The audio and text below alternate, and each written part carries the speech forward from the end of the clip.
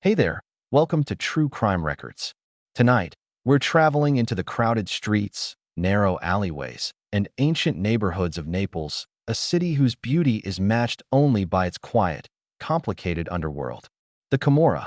Unlike the Sicilian Mafia or the 'Ndrangheta, the Camorra is not a single organization.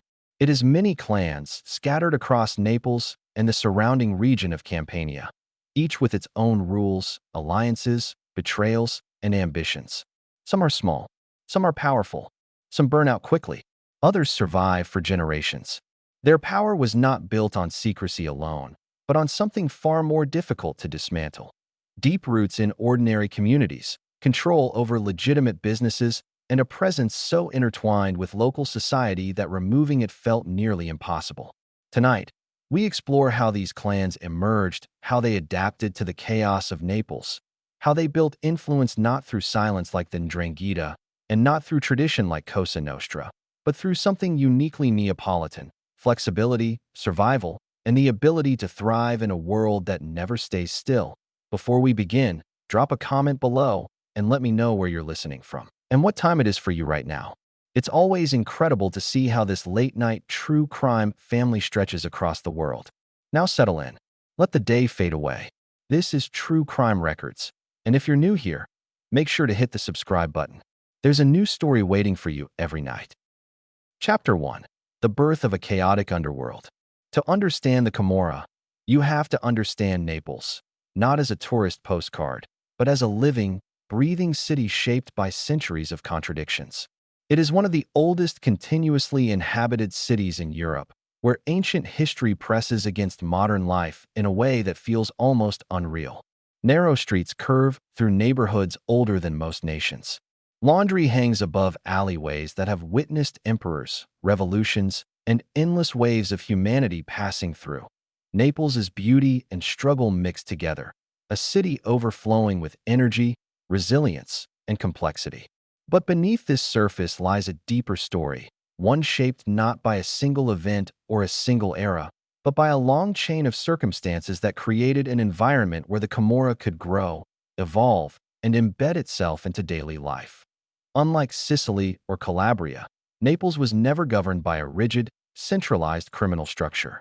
There was no hierarchy, no pyramid, no single leadership that guided the underworld. Instead, everything was fragmented. The neighborhoods were close together, but socially distant. Each area developed its own way of surviving hardship. Local groups formed not out of grand ambitions, but out of necessity: small collectives that protected families, managed disputes, and later, when opportunity arrived, took advantage of the chaos around them. Many historians trace the roots of the Camorra back to the 1600s and 1700s, when Naples was under Spanish rule and the poor relied on informal networks for protection. These groups handled disputes, guarded markets, collected small street taxes, and mediated conflicts. They were not yet criminal organizations. They were, in many ways, survival structures for the city's most vulnerable residents. But as Naples grew more chaotic, economically unstable, politically unstable, socially unstable, these local groups realized something important. In a city where authority struggled to maintain control, there was space for those who understood the streets more intimately than any government ever could. The Camorra was not born from a single decision or moment that it emerged slowly, shaped by a city that forced its people to adapt constantly. Naples was too lively, too unpredictable, too densely populated for a single criminal hierarchy to dominate. Instead, dozens of small clans began taking shape across the region. Some lasted weeks, some lasted decades. Others disappeared and resurfaced under new names, new leaders, new alliances. This fragmentation became the defining feature of the Camorra. Where the Sicilian Mafia demanded obedience, the Camorra thrived on autonomy. Where the 'Ndrangheta preserved strict family lineage, the Camorra allowed leadership to shift according to strength, opportunity, and timing. It was a fluid underworld, constantly rearranging itself, constantly morphing to survive. By the 1800s, the Camorra had gained real influence. Its members acted as intermediaries between the public and authorities, controlling the gambling houses, managing street markets, and influencing local elections. They were not hidden in the shadows. They were part of the social fabric. In some neighborhoods, they acted as unofficial police. In others, they served as negotiators and power brokers. And the more Naples struggled, the stronger they grew. The city's crowded alleyways created anonymity. Its constant flow of commerce created opportunity. Its poverty created dependency. Its population density created confusion. Its political instability created gaps in authority. These conditions did not produce a single organization. They produced dozens, each shaped by its own environment. By the 20th century, the Camorra had evolved into a complex ecosystem of clans, each with its own territory, leadership, and internal rules. Some clans focused on extortion, others on gambling, others controlled markets, ports, or local businesses. Many remained small and localized, never achieving more than neighborhood-level influence. But a few clans learned to think differently, to adapt not just to the streets, but to the global economy. The most famous among them would be the Casalesi Clan, a group that emerged from the rural areas north of Naples and grew into one of the most powerful criminal organizations in Italy. Before the Casalesi rose, however, the seeds of their future strength were already present. Naples had created a criminal environment unlike any other in Europe, an environment where fragmentation created resilience, where local identity shaped loyalty, and where power did not depend on a single leader but on the survival of many small, flexible units. The Camorra did not grow through discipline.it grew through adaptation.it did not expand through secrecy, that it expanded through presence.it did not dominate through fear alone, that it dominated by blending into the everyday rhythm of life, so deeply that for many residents, distinguishing the Camorra from the city itself became nearly impossible. This was the foundation upon which modern clans would rise, that a foundation built not on stability, but on the ability to thrive in instability. And in the next segment, we explore how Naples, restless, crowded, beautiful, and broken, shaped the psychology of the clans that would one day control its streets. To understand how the Camorra's clans came to define Campania, you have to look closely at the environment that shaped them. Naples is a city where contradictions live side by side. Beauty and decay, generosity and desperation, ancient culture and modern struggle. These contrasts didn't just influence daily life, they influenced the psychology of those who grew up inside them. When survival depends on navigating constant tension, people learn to adapt quickly, think fluidly, and trust only those closest to them. Over time, this mindset becomes a culture, and eventually, that culture becomes a structure. In Naples, that structure became the Camorra. Every neighborhood created its own rules, its own alliances, its own form of balance. People didn't turn to outside institutions for support. They turned inward, to families, to neighbors, to whatever group held local influence. This was the soil in which the clans took root. Unlike Sicily, where the Mafia formed around clear hierarchies, Naples created a different kind of criminal landscape, one where power belonged to whoever could hold it in the moment. The city rewarded adaptability over tradition, speed over patience, charisma over ritual. Leaders rose quickly, fell quickly, and were replaced quickly. The Camorra formed not as a single organism, but as dozens of moving parts, each responding to local needs. This flexibility became one of their greatest strengths. A rigid organization can be dismantled by cutting off its head, but an organization without a single head is far harder to destroy. In many ways, Naples unintentionally taught the clans how to survive pressure before they even existed. When a neighborhood changed, the clan changed with it. When new laws appeared, they found new strategies. When the economy worsened, they occupied whatever industries were still functioning. When poverty grew, they offered financial support in exchange for loyalty. When authorities cracked down, they dissolved into the environment like smoke. The clans were not built to impress or to dominate through grandeur. They were built to endure. And endurance became a defining feature of the Camorra mentality. By the early 1900s, Naples had become one of the most densely populated cities in Europe. Entire families lived in a single room. Markets overflowed with noise and conflict. Thousands survived through informal labor, selling cigarettes on street corners, repairing broken goods, carrying crates in the port. This informal economy created endless opportunities for clans to step in, manage disputes, and collect small payments. And when a system consistently fills the gaps left by institutions, people begin to rely on it. This reliance didn't feel like organized crime in the traditional sense that IT felt like a neighborhood dynamic, familiar, local, predictable.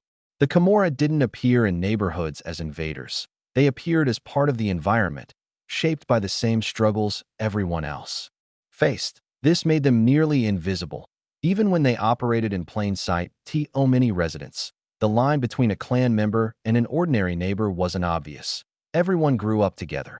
Everyone knew each other's families. Everyone shared the same streets. This closeness created an environment where loyalty grew naturally. In a city where trust was rare, familiarity became currency. Clans didn't build loyalty through fear alone. They built it through belonging, and once belonging becomes part of daily life, it becomes difficult to separate from. As time moved forward, Naples' challenges intensified. Governments struggled with corruption. Unemployment remained high. Urban planning failed to keep up with population growth. Public services stretched thin. Institutions became symbols of inefficiency rather than stability. Whenever institutions weakened, informal structures gained strength. The Camorra thrived exactly because the city's official systems were fragile. They didn't need secrecy to survive. They needed only the city's ongoing instability. As new generations grew up in this environment, the clans evolved further. Some focused on extortion. Some controlled local businesses. Some entered politics quietly. Some became deeply embedded in construction and waste management. Each adapted to the opportunities in its territory. This adaptability made the Camorra nearly impossible to define. IT wasn't one thing. It was many things, all at once. Yet among all these moving pieces, certain groups began to stand out. Clans that weren't content with neighborhood influence. Clans that thought bigger, looked farther, and understood that power didn't have to remain confined to Naples. And from this restless, constantly shifting ecosystem emerged the clan that would one day dominate the province of Caserta, the Casalesi Clan. Unlike most Camorra groups, they operated not in the dense alleys of Naples, but in the rural towns north of the city. This distance gave them something rare: space. While other clans fought for crowded urban territory, the Casalesi built networks quietly across farmland, construction projects, and transportation routes connecting Campania to the rest of Italy. They learned early that influence wasn't about striking fear on the streets. It was about controlling the roads that fed those streets. But before the Casalesi rose to prominence, the Camorra's foundations had to solidify. And Naples, with its endless contradictions, did exactly that. It created a criminal environment where flexibility replaced hierarchy, where survival replaced ceremony, and where clan identity replaced any dream of a unified criminal empire. By the mid-20th century, the Camorra was no longer a loose collection of street groups. It had become a network of clans, some small, some powerful, woven tightly into the social and economic fabric of Campania. The stage was set, the environment was prepared, and in this evolving underworld, the Casalesi clan would soon take their first steps toward becoming one of the most influential and enduring criminal groups in modern Italian history. As the 20th century unfolded, Naples continued growing in chaotic and unpredictable ways, and the Camorra grew alongside it, not as a single entity, but as a living ecosystem. Every neighborhood, every alley, every district produced its own version of order and disorder, shaped by local needs. The Camorra's clans didn't expand through central planning. They expanded because the city itself kept generating space for them, like cracks spreading through a wall built long before modern stress ever existed. And inside those cracks, the clans found opportunity. For most of Italy, power was something vertical. Institutions at the top, citizens below. For Naples, power was horizontal, scattered across the streets, held by those who understood the environment best. The Camorra clans thrived because they excelled at reading these streets. They saw how people behaved during economic collapse. They understood how local politics shifted. They sensed exactly when distrust in institutions peaked. They knew how to make themselves necessary without appearing authoritarian. This was not crime in the cinematic sense. This was crime as adaptation. While other criminal organizations built rituals and ceremonies, the Camorra focused on strategy shaped by immediate survival. If one opportunity closed, they found another. If a leader fell, another emerged from the same neighborhood within days. If a police operation disrupted business, they shifted into new sectors that required less visibility. This fluidity made them impossible to dismantle completely. Every time a clan seemed weakened, a new variation appeared, similar in structure, familiar in behavior, but always slightly different, always suited to the latest social and economic climate. By the mid-1900s, Naples had become a city where informal power mattered more than formal authority. Institutions were unpredictable. Policies changed often. Public trust rarely stabilized. In such a climate, people relied on whatever offered stability. Even if that stability came from a criminal group, clans settled disputes faster than courts. They secured employment faster than the state. They protected residents more consistently than officials. They responded to community needs without bureaucracy, without delay. For many locals, the Camorra wasn't an intrusion. It was a presence, not a constant. Something woven into the fabric of life. But at the same time, this presence was not unified. Some clans acted with restraint. Others acted with volatility. Some focused on business. Others relied on brute force. Some maintained quiet influence. Others sought overt dominance. This diversity reflected Naples itself. Beautiful, chaotic, layered, unpredictable. While the Sicilian Mafia moved like an institution and then 'Ndrangheta moved like a family lineage, the Camorra moved like the city it came from. Fast, reactive, always shifting. No single strategy defined them. No single leader represented them. No single crisis threatened them. They survived because the fragmentation that seemed like a weakness was actually a kind of invulnerability. If one clan fell, the network remained. If two clans fought, the others adapted. If authorities cracked down, the structure simply rearranged itself. And in the midst of this restless environment, a new type of power was emerging, one that would reshape not just Naples, but the entire region of Campania to the north, in the rural province of Caserta, far from the crowded alleys of Naples. A different kind of clan was forming. It didn't grow in the tight labyrinth of city neighborhoods, but in open fields, quiet villages, and expanding construction zones. While Naples was defined by density and disorder, the Caserta region offered something the clans of the city rarely had: space to breathe, to build, and to organize on a larger scale. This territory was the perfect birthplace for a more ambitious structure, one that didn't rely on constant clan turnover. Point one, that didn't react only to the chaos of the streets. Point one, that could think long-term, plan long-term, and expand outward without hitting the spatial limits of the city. This structure would eventually become the Casalesi Clan. Their rise was not immediate. They began like many other groups, small, local, focused on survival rather than expansion. But they benefited from an environment that offered subtle advantages. Caserta sat strategically between Naples and Rome, acting as a corridor for goods, materials, and transportation. The region was growing rapidly, with new construction projects, agricultural enterprises, and industrial opportunities. Where Naples offered complexity, Caserta offered possibility. Young members of the early Casalesi groups observed how Naples clans operated and learned a vital lesson. Control of territory was not enough. Control of economy was the real power. They realized they didn't need to dominate city neighborhoods. They needed to dominate the contracts that built those neighborhoods. They didn't need to control street markets. They needed to control the companies that supplied those markets. They didn't need to run local stores. They needed to control the distribution systems behind them. This strategic clarity set them apart from many Camorra clans. They were not chasing short-term profits. They were building a foundation. Meanwhile, Naples continued producing clans at a rapid pace. Some were reckless. Some were violent. Some were ambitious but lacked patience. Some disappeared within months. But the Casalesi were watching from a distance, learning from the mistakes that others made in the city.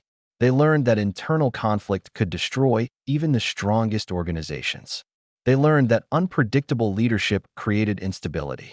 They learned that reputation alone could not secure long-term influence. They needed organization, discipline, structure, and slowly, quietly, they began building it. By the latter half of the 20th century, the environment that shaped the Casalesi was fully formed. Naples created the culture of the Camorra. But Caserta created the space for a new kind of clan to rise, a clan that would grow beyond local extortion, beyond street-level crime, beyond neighborhood disputes, the clan that would one day challenge the very structure of the Camorra itself. In the next chapter, we explore how the Casalesi clan began turning their rural environment into a criminal empire, one brick, one contract, and one alliance at a time. Chapter 2. The Rise of the Casalesi Clan. Before the Casalesi became a name known across Italy, they were simply one of many emerging groups in the rural province of Caserta, an area that didn't yet carry the weight of criminal power but held the potential to transform quiet local clans into something much larger.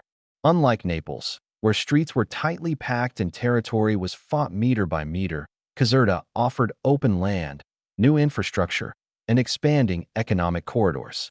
It wasn't chaotic like Naples. It was overlooked, and being overlooked can often be the perfect shelter for growth. The earliest roots of the Casalesi clan formed in the towns around Casalesi Principe, a place that at first glance looked ordinary and peaceful.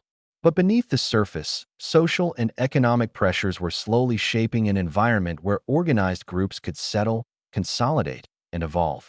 Rural towns like this rarely made headlines, and that anonymity allowed criminal networks to build power quietly, without the immediate pressure that Naples clans faced. What set the Casalesi apart was their vision. Where other groups focused on short-term profits, the Casalesi understood that true influence came from controlling the structures that shaped the local economy. Extortion brought quick money, but it didn't build longevity.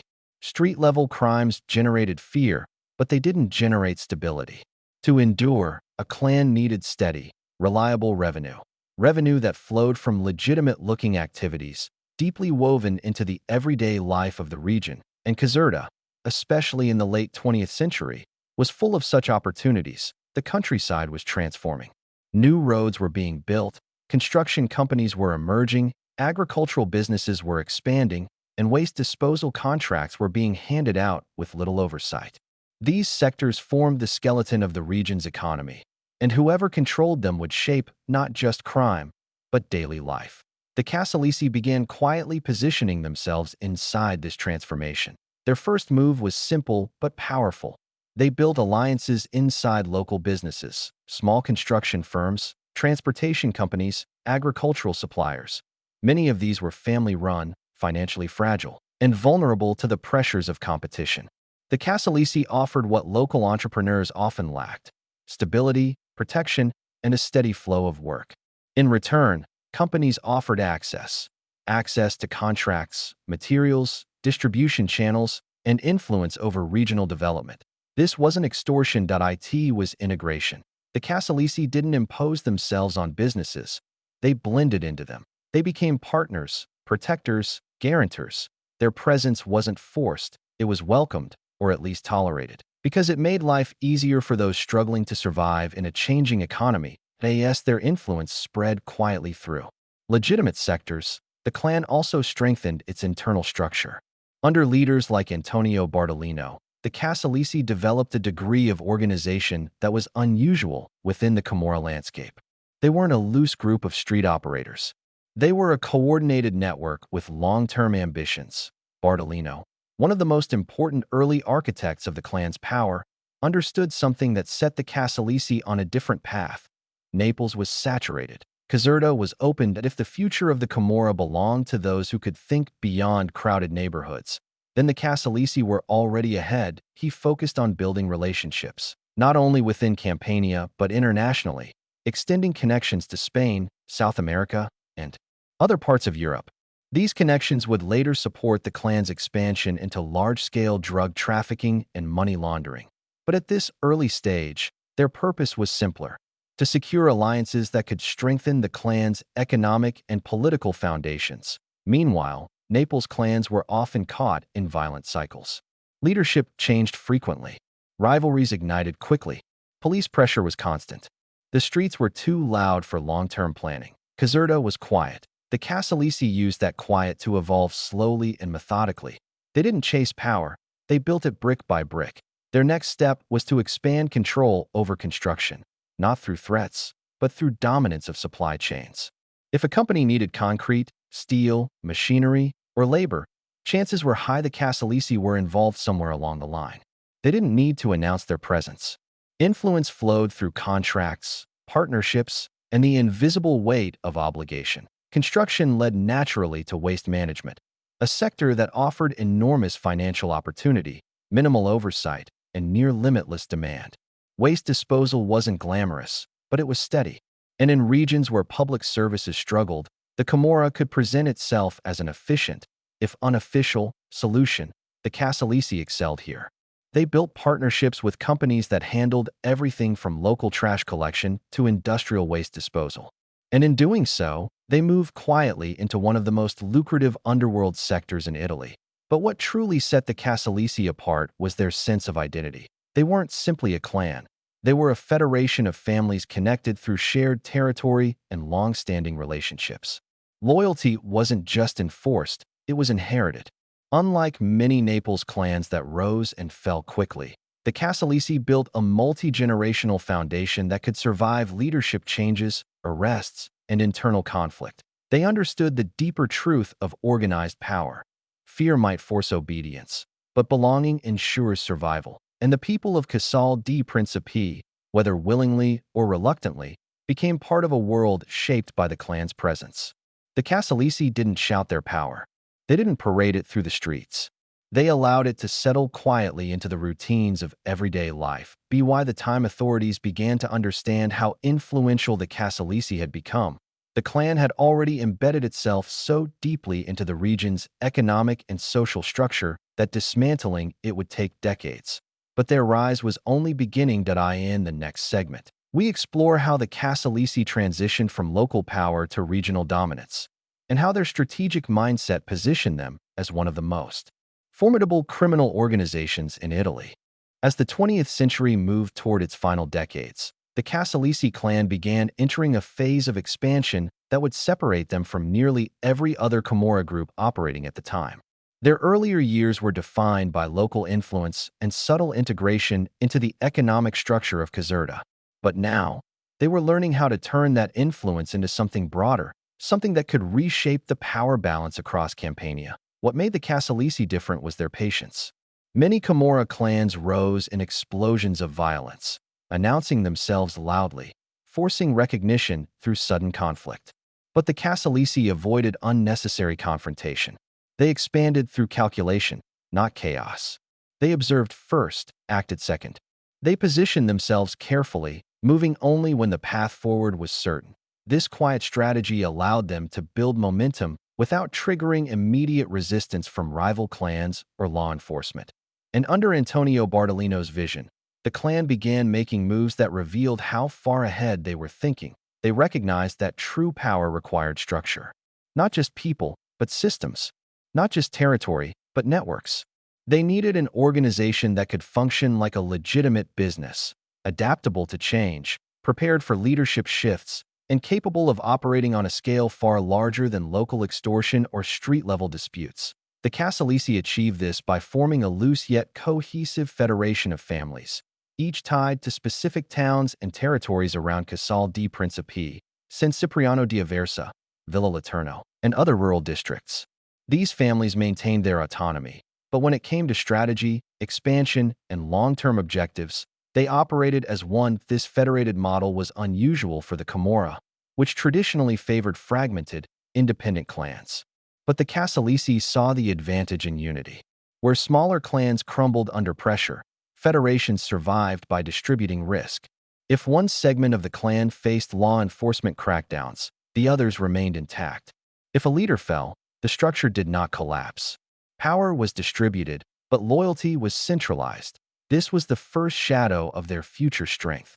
Their second major advantage came from their understanding of legitimate economic systems. Unlike many clans that focused on quick profit through illegal markets, the Casalesi invested deeply in sectors that blended illegal opportunity with legal infrastructure. Construction became their foundation. Waste management became their backbone. Agriculture became their cover. Transportation became their circulation system. Through these sectors, the clan didn't just make money. They gained influence over how the region functioned day to day. They weren't simply criminals operating on the edges of society. They were becoming part of the region's economic identity. Workers who needed jobs often relied on companies tied to the clan. Businesses seeking contracts often found themselves indirectly connected to Casalesi-owned suppliers. Local politicians negotiating development projects often faced pressure to align with the clan's interests.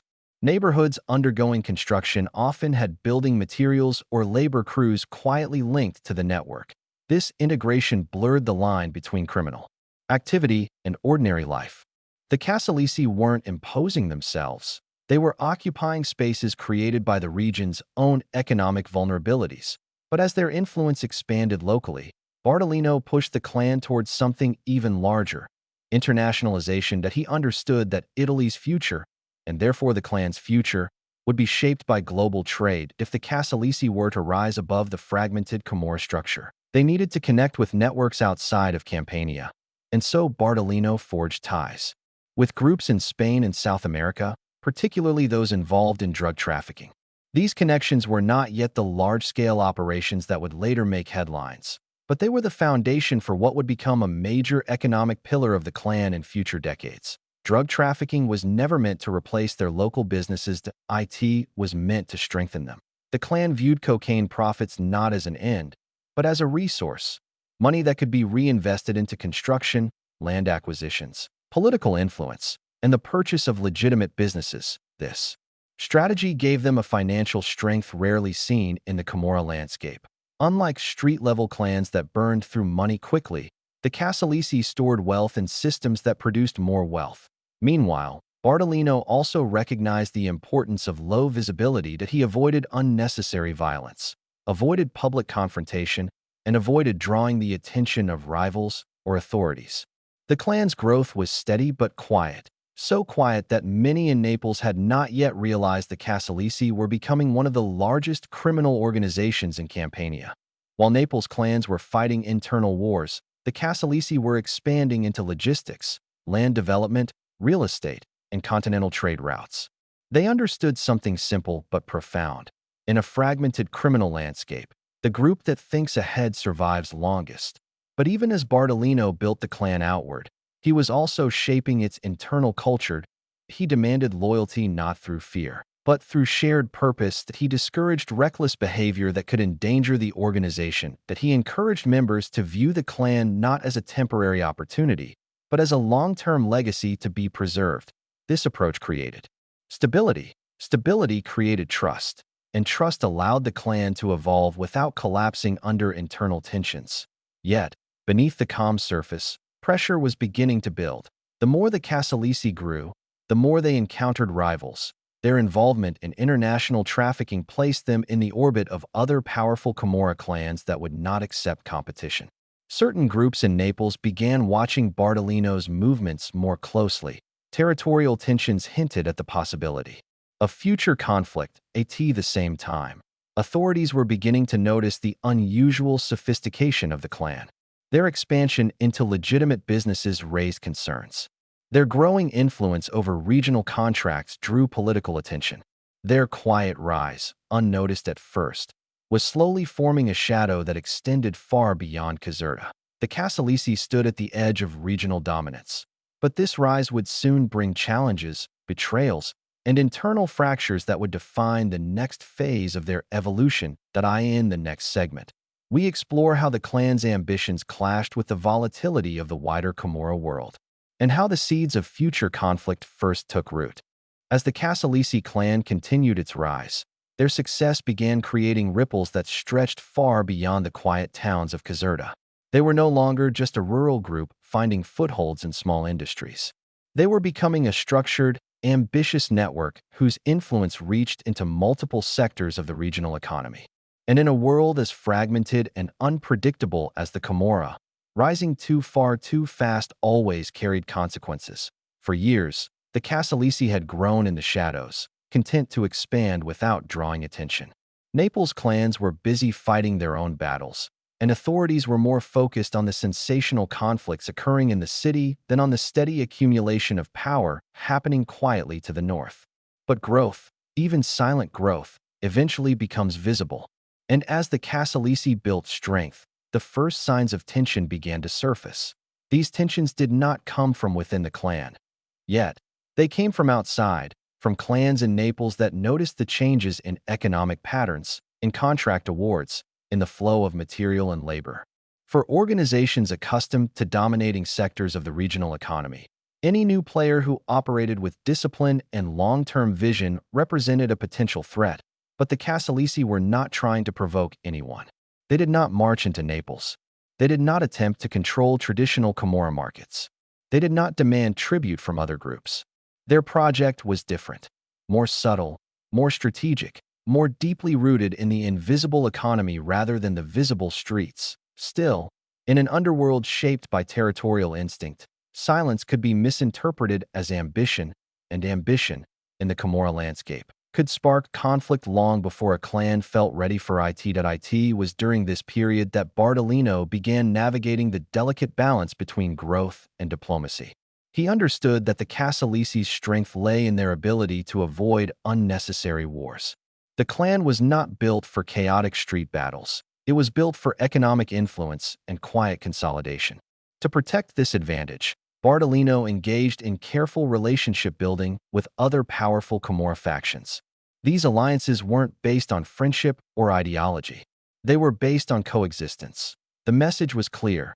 The Casalesi did not seek dominance over Naples, but they would defend their territory and interests if threatened. This communication helped stabilize relations for a time, but the Camorra world was not a stable environment. Leadership changed quickly. Alliances shifted without warning. A clan that supported you one year could turn against you the next. And as Bartolino strengthened the structure of his organization, he also knew that pressure would eventually come from within Campania, not because the Casalesi were aggressive, but because they were proving something dangerous for others to observe. Power could exist without noise. Wealth could grow without violence. Influence could build without spectacle. And a clan could become truly formidable without ever declaring itself openly. Such a model challenged the traditional Camorra way of operating. While external tensions simmered, internal changes were unfolding within the Casalesi itself. Their structure had grown larger. Their economic interests had multiplied. Leadership was expanding, with several families sharing responsibility across territories. This federation strengthened the clan, but also introduced the potential for future disagreements. A larger organization required discipline, and discipline, in a world built on autonomy, was not always easy to maintain. Still, during the Bartolino years, cohesion remained remarkably strong. He had earned respect not through fear, but through strategic clarity. He guided the clan with a long-term vision rarely seen in Camorra history. Members understood that their quiet rise depended on following the structure he built. The clan had learned to think not in months, but in generations. Yet beneath the stability of this era, new forces were forming. Forces that would eventually reshape the entire Casalesi Federation. Younger members were growing ambitious. Some believed the clan should expand more aggressively. Others wanted to deepen involvement in the international drug trade. A few saw opportunities that Bartolino considered too risky, and rival clans outside Caserta were beginning to watch the Casalesi more closely, identifying them not as a rural anomaly, but as a legitimate threat to regional influence. At the same time, political and economic conditions across Italy were shifting. Government projects were expanding. Contracts were becoming larger, more valuable, more competitive. And whenever public money increased, so did the opportunities for infiltration. The Casalesi had mastered the local economy. Now they were entering a new phase, influencing regional development. They began positioning themselves inside tender processes, labor unions, material suppliers, and construction subsidiaries that interfaced with government-funded projects. This move dramatically increased their revenue and their reach. It also increased the number of people who unknowingly became part of their orbit: contractors, engineers, regional officials, business owners. Influence spread like roots, quietly, steadily, reaching deeper than anyone realized. But with influence came visibility. Authorities began noticing that certain companies repeatedly won regional contracts. Financial investigators saw patterns linking suppliers across multiple districts. Prosecutors in Naples heard rumors about a rural clan becoming unusually wealthy. Journalists investigating corruption stumbled across business names tied to Caserta that they had never encountered before. By the late 1980s, the Casalesi were no longer invisible. They were emerging as one of the most powerful criminal organizations in Campania, powerful enough to attract both admiration and hostility from their peers. And it was during this transitional period that the first cracks appeared, not fractures that split the organization immediately, but hairline lines forming beneath the surface, subtle, quiet pressure points that would grow over time. Pressure from rival clans, pressure from younger members seeking power, pressure from changing economic landscapes, pressure from increasing law enforcement attention, pressure from alliances that no longer serve their interests. The stage was set for the next chapter, a chapter defined by conflict, transformation, and the shifting balance of power inside the Casalesi Federation. In the next chapter, we move into the era where the clan's ambitions collided with the volatile world of Naples and the broader Camorra, and where the first true test of their unity would begin. Chapter 3: The Camorra Wars and a Changing Landscape. As the Casalesi clan quietly strengthened its influence across Caserta, a storm was gathering to the south. Naples, the restless center of the Camorra world, was entering one of the most turbulent chapters in its history. The city had always been volatile, but the final decades of the 20th century brought a new level of instability.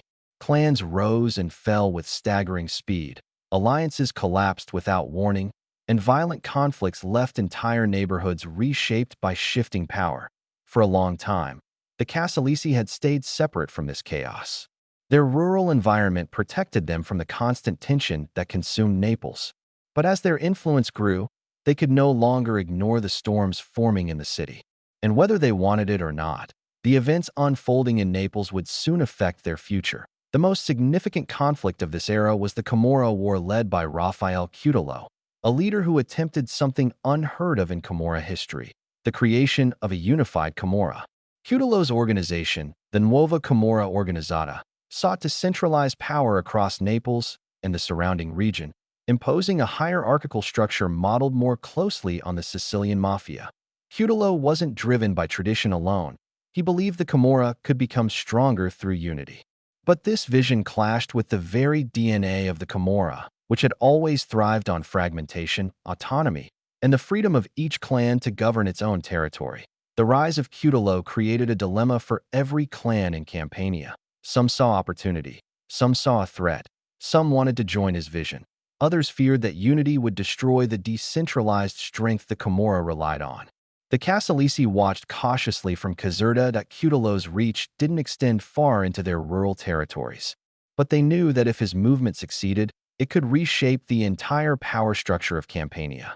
Even if the Casalesi remained autonomous, a unified Camorra would inevitably place pressure on every clan to align with or resist the new order. During this time, the Casalesi showed the same restraint that had shaped their rise. They avoided direct involvement, avoided unnecessary alliances, and avoided making themselves visible targets.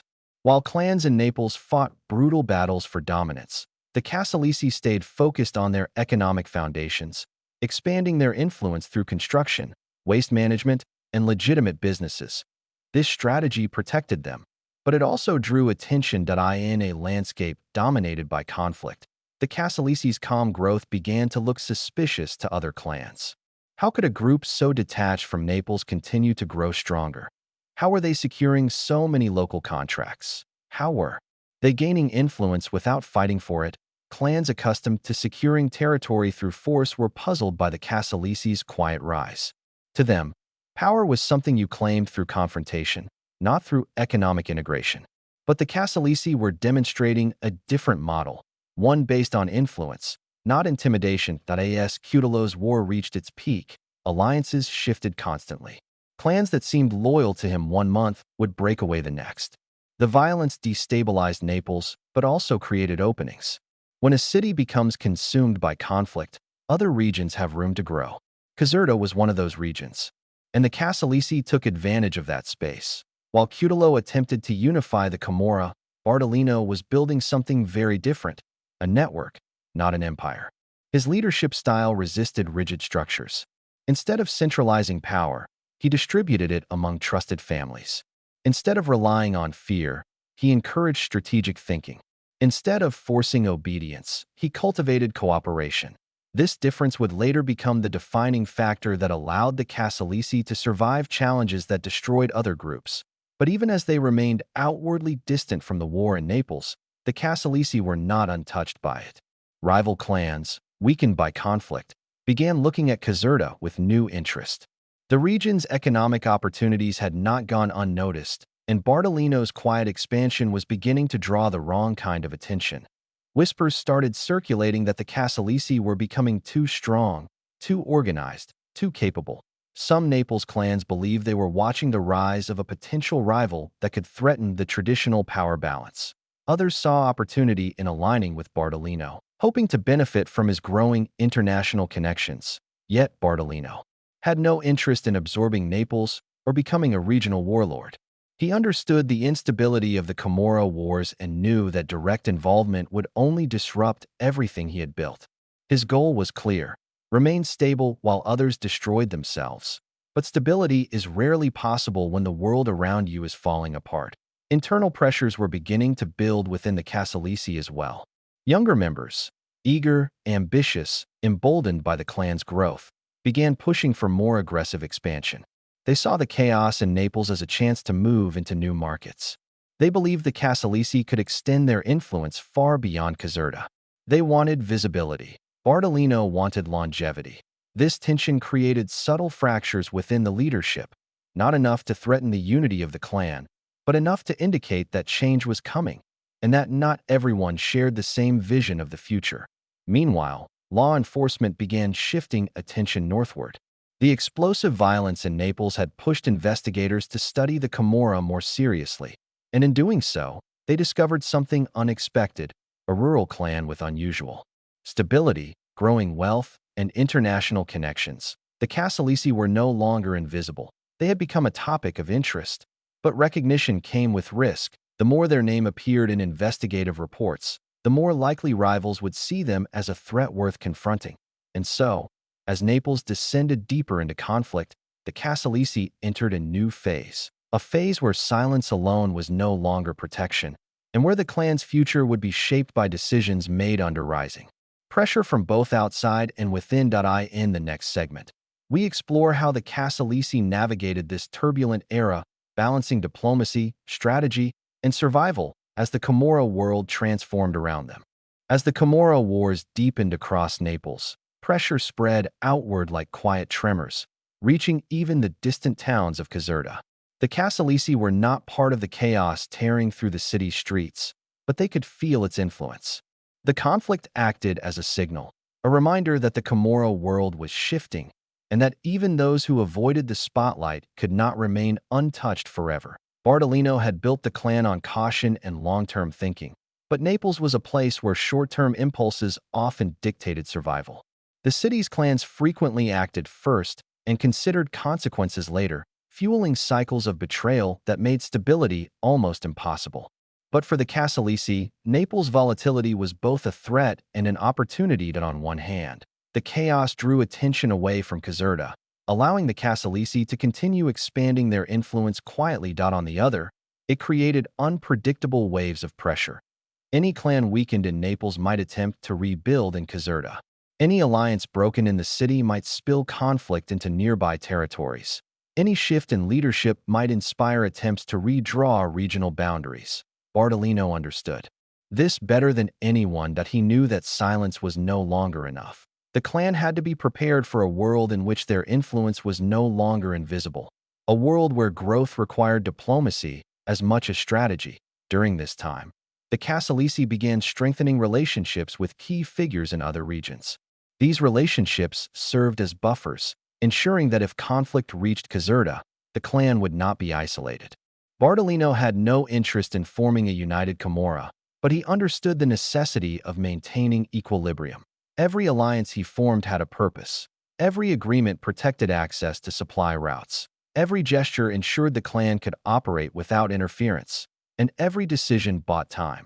Time to grow, time to stabilize, time to prepare for shifts still out of sight. Meanwhile, inside the Casalesi Federation, Younger members were observing the chaos in Naples with increasing boldness. To them, the wars represented not danger, but opportunity. They saw weakened clans.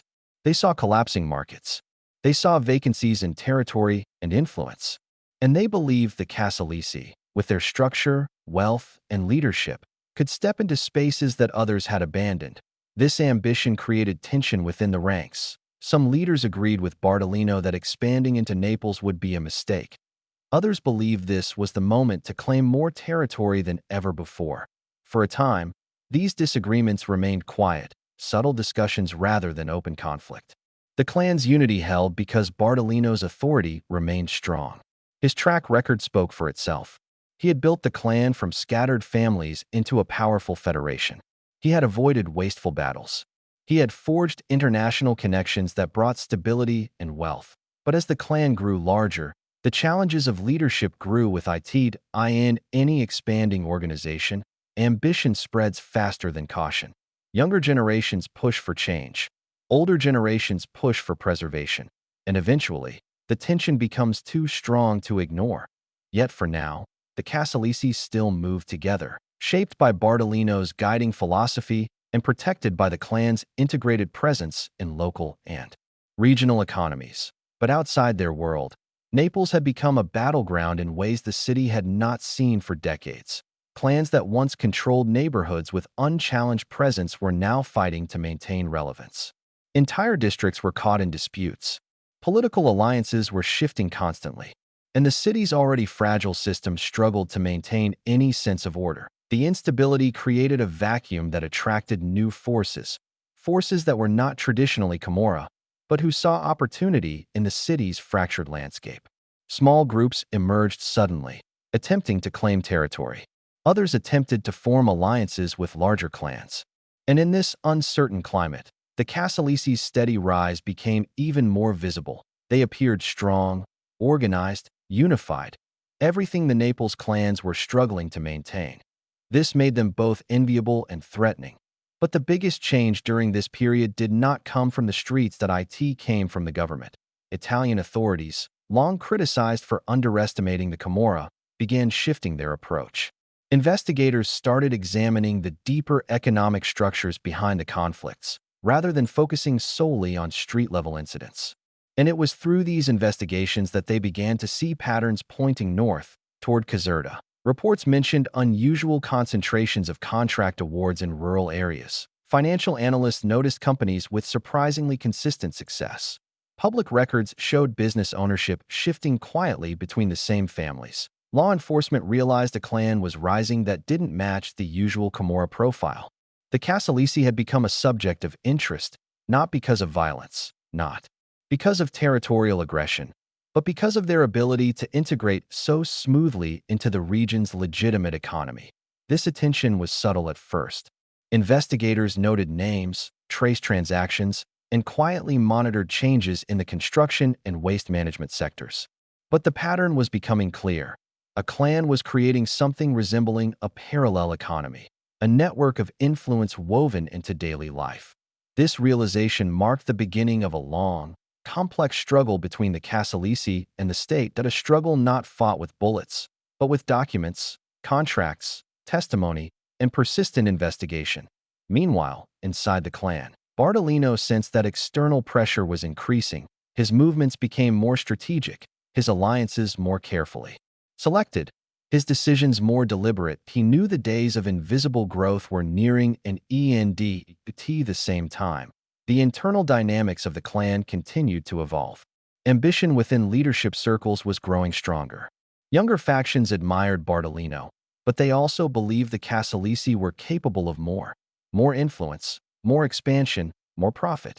These ideas were not yet confrontational, but they were seeds of future conflict, seeds that would eventually take root and reshape everything the clan had built. For now, however, the Casalesi remained united. They had navigated the turbulence of the Camorra Wars with remarkable restraint. They had avoided being drawn into conflicts that destroyed countless other clans. They had strengthened their internal structure and expanded their economic presence. They had prepared themselves for a future where visibility could be both a weapon and a danger. But even the most patient strategy cannot avoid external forces forever. In the next segment, we explore how the end of the Camorra Wars created a moment of transition, a moment when the Casalesi faced decisions that would define their evolution, their leadership, and the future of their influence across Campania.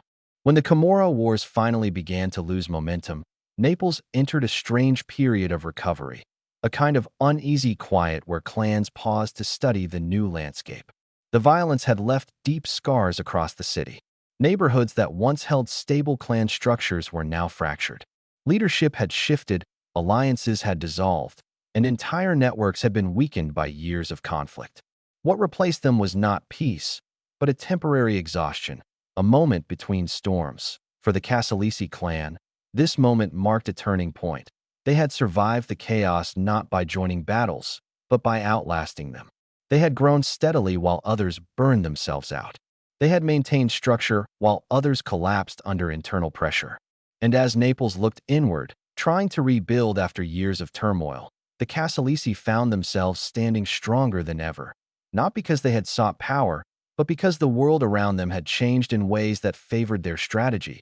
But this new era was not without risk. Stability in Naples meant clans would soon regroup, and when they did, they would look outward to re-establish influence. Some would look toward Caserta, a region now known to house a clan that was quietly rising.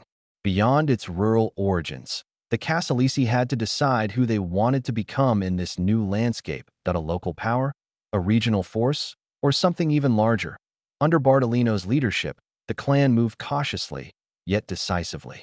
They did not rush to fill voids left by fallen Naples clans. Instead, they strengthened their economic foundation even further. They expanded their presence in construction, transportation, and waste management. They solidified alliances with local business owners. They deepened their international connections. Every step was deliberate, measured, and aimed at securing long-term influence rather than temporary control. But while Bartolino preferred stability, the younger generation within the clan saw something else: opportunity unlike anything they had witnessed before. The weakened state of Naples meant the Casalesi could rise beyond Caserta. They believed the clan could become the defining power in Campania, operating on a scale that surpassed anything the Camorra had seen.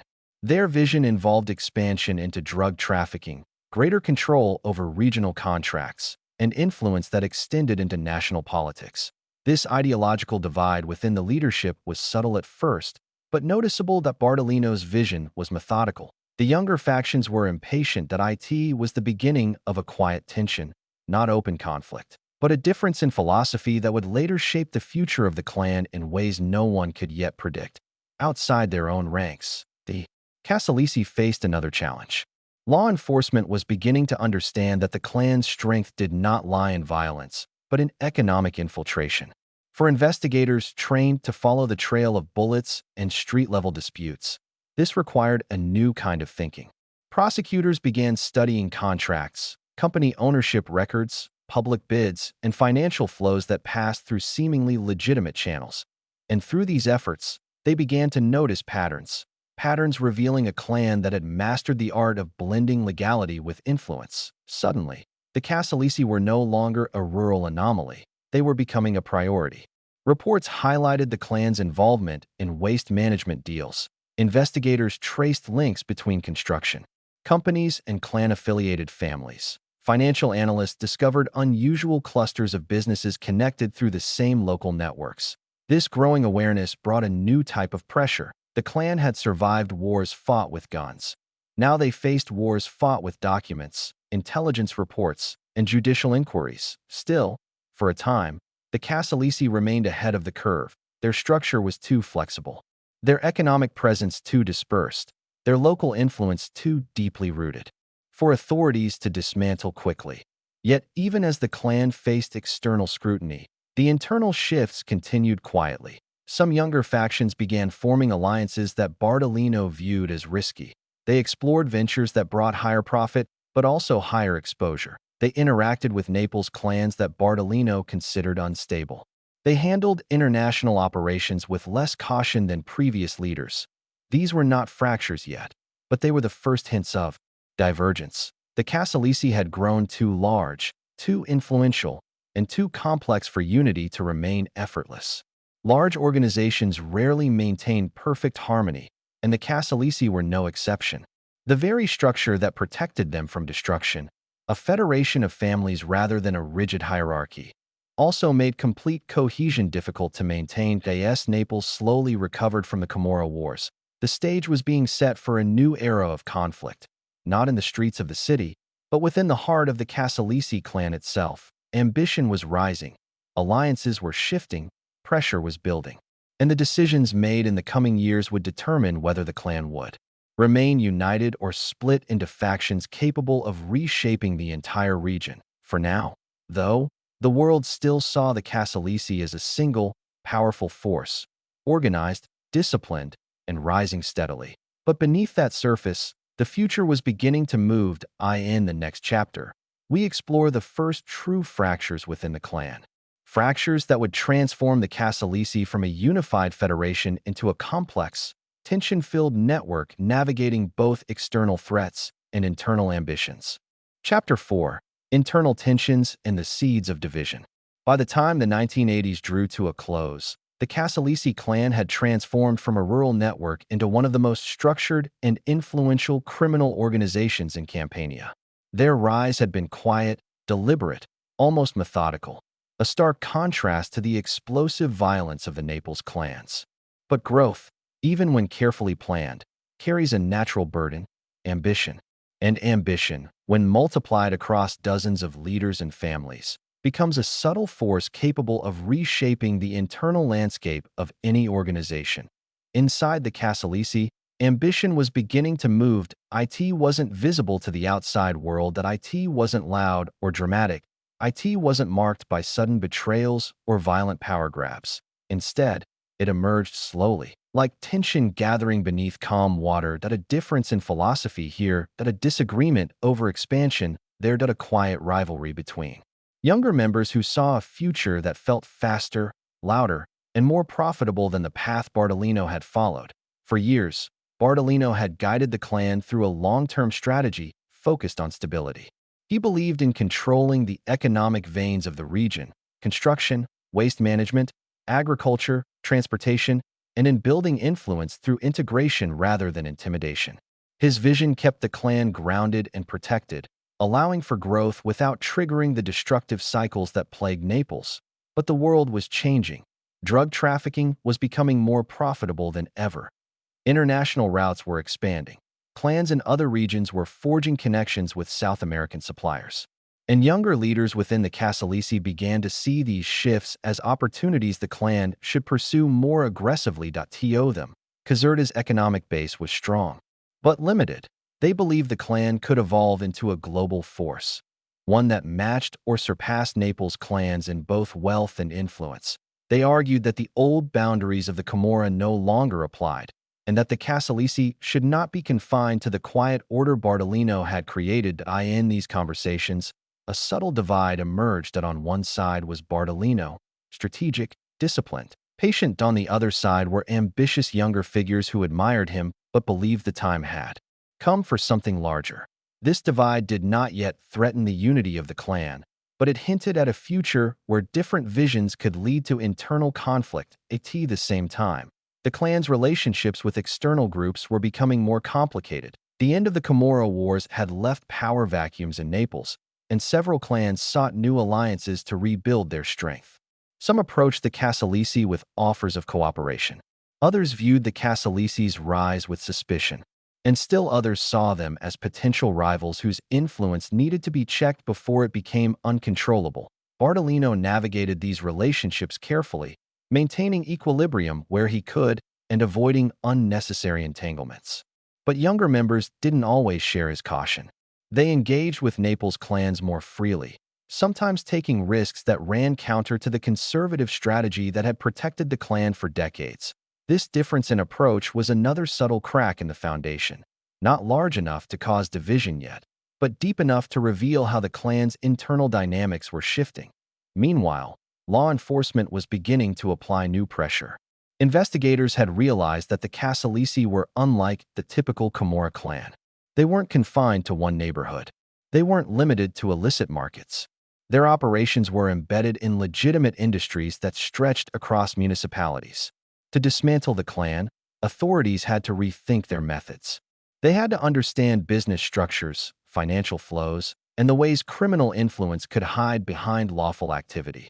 This emerging investigative strategy meant that the Casalesi faced a different kind of attention, one that was quieter but far more dangerous than street-level policing. Instead of watching for violence, investigators watched for patterns. Instead of monitoring territories, they monitored contracts. Instead of tracking leaders, they tracked companies. And slowly, these investigations revealed something important. The Casalesi were not a simple clan. They were a federation of families with deep economic roots, vast influence, and a growing international presence. This realization intensified government focus on the region. Prosecutors began preparing long-term cases. Financial inspectors mapped connections between businesses. Anti-mafia units started building dossiers on key clan members. The name Casalesi began appearing in reports far more frequently. The clan sensed this pressure. They knew visibility was increasing, and visibility, for an organization built on subtlety, was a warning sign. Bartolino responded with caution that he encouraged members to avoid unnecessary moves, that he warned against expanding too quickly. He emphasized the importance of maintaining a low profile. But not everyone agreed. Some leaders saw law enforcement's attention as a sign that the clan should evolve faster, not slower. They believed that international expansion could outpace local pressure, and that greater profits would strengthen the clan before authorities could fully understand their structure. This was the moment when ambition began shaping decisions more than strategy. At the same time, the clan was growing more complex internally. As influence expanded, so did the number of individuals involved in decision-making. The Federation was no longer a simple alliance of families. It was a diverse network of leaders, each with their own ambitions, alliances, and vision for the future. Unity was becoming more difficult to maintain. For the first time, conversations emerged within the clan about roles, responsibilities, and the long-term direction of leadership. These discussions were polite on the surface, but carried deeper meaning.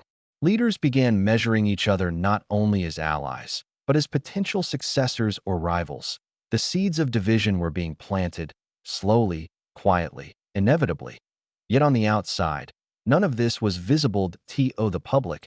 The Casalesi still appeared unified, stable, and quietly powerful to other clans. They were a rising force to authorities. They were an emerging priority. Only within the inner circles could anyone sense the shift, a subtle change in tone, a faint tremor beneath the calm surface, a sense that the clan was approaching a crossroads. But the moment that would push the Casalesi into a new and turbulent chapter had not happened yet. It was drawing near. In the next chapter, we explore the pivotal events that shattered the clan's early stability, reshaped leadership, and set the stage for internal alliances and rivalries that would define the Casalesi for decades to come. As the Casalesi evolved into one of the most structured Camorra clans of their era, the internal landscape began shifting beneath the surface. The clan was still strong, still unified in public, but the dynamics inside leadership circles were slowly changing. This was natural in an organization that had expanded so quickly, but it created a quiet unease, a sense that balance was becoming harder to maintain. The first sign of this shift came through ambition. For years, Bartolino's influence had shaped the Casalesi into a network grounded in patience and long-term strategy. But not everyone in the clan felt that patience was the best approach anymore. Younger leaders believed the world was moving too quickly, that opportunities beyond Caserta would not wait forever, and that the clan had the strength to take risks on a scale previously unimaginable. They admired Bartolino, but they questioned whether the clan should remain so measured while other organizations, both in Italy and abroad, were expanding aggressively into international drug trafficking, weapon routes, and large-scale money laundering operations. This wasn't rebellion. It was evolution. But evolution is rarely unified. Different members evolve in different directions, and divergence, even when calm, becomes the foundation for future conflict. While internal voices debated the future, external pressures tightened around the clan. Law enforcement was growing more organized in its efforts to investigate the financial networks that sustained the Casalesi. prosecutors began studying public works contracts with unusual consistency. Local officials noticed patterns that suggested influence behind the scenes. Investigative journalists whispered about a clan in Caserta that operated with precision unlike anything typically associated with the Camorra. The Casalesi had intended to build a system hidden behind legitimate businesses. But legitimacy creates records. Records create trails, and trails, no matter how carefully managed, can eventually be followed.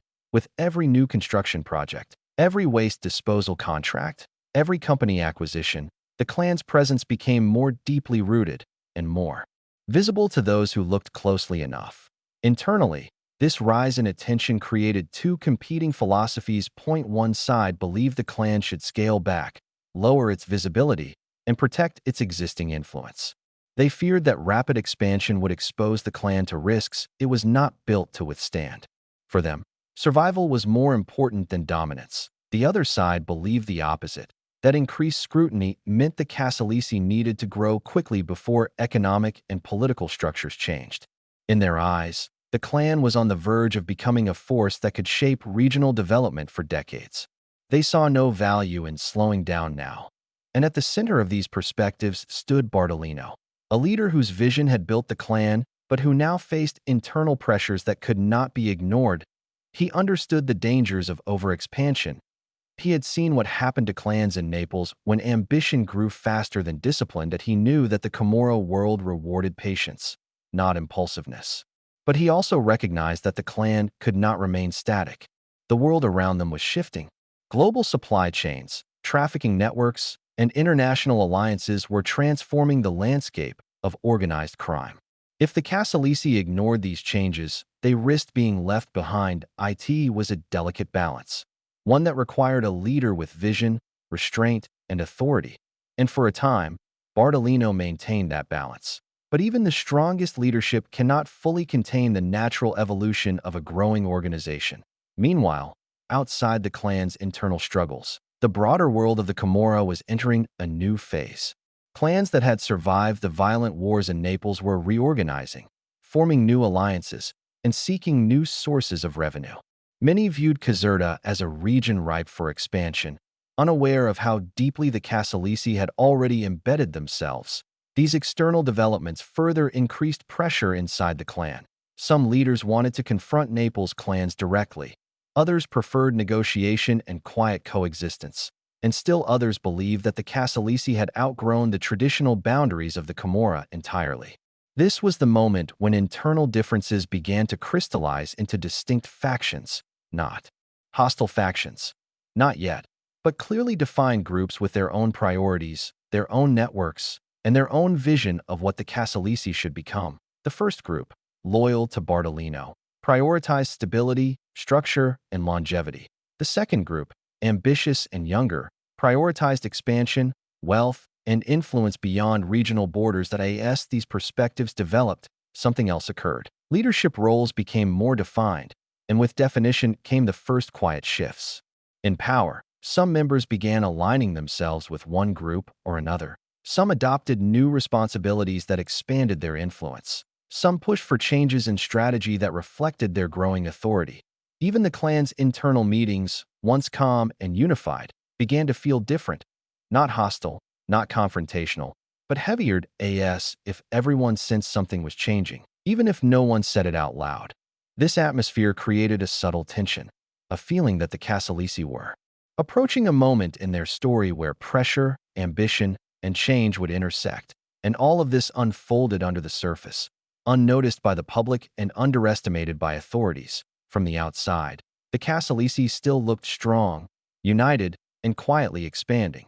But inside the clan, the seeds of future divisions were taking root, preparing the ground for events that would eventually reshape leadership, loyalty, and the direction of the organization. The moment that would test the Casalesi's unity had not arrived yet, but it was approaching. Slow, steady, and inevitable. In the next segment, we explore the event that shifted everything inside the clan, altered the balance of leadership, and brought the simmering internal tensions into the open for the first time.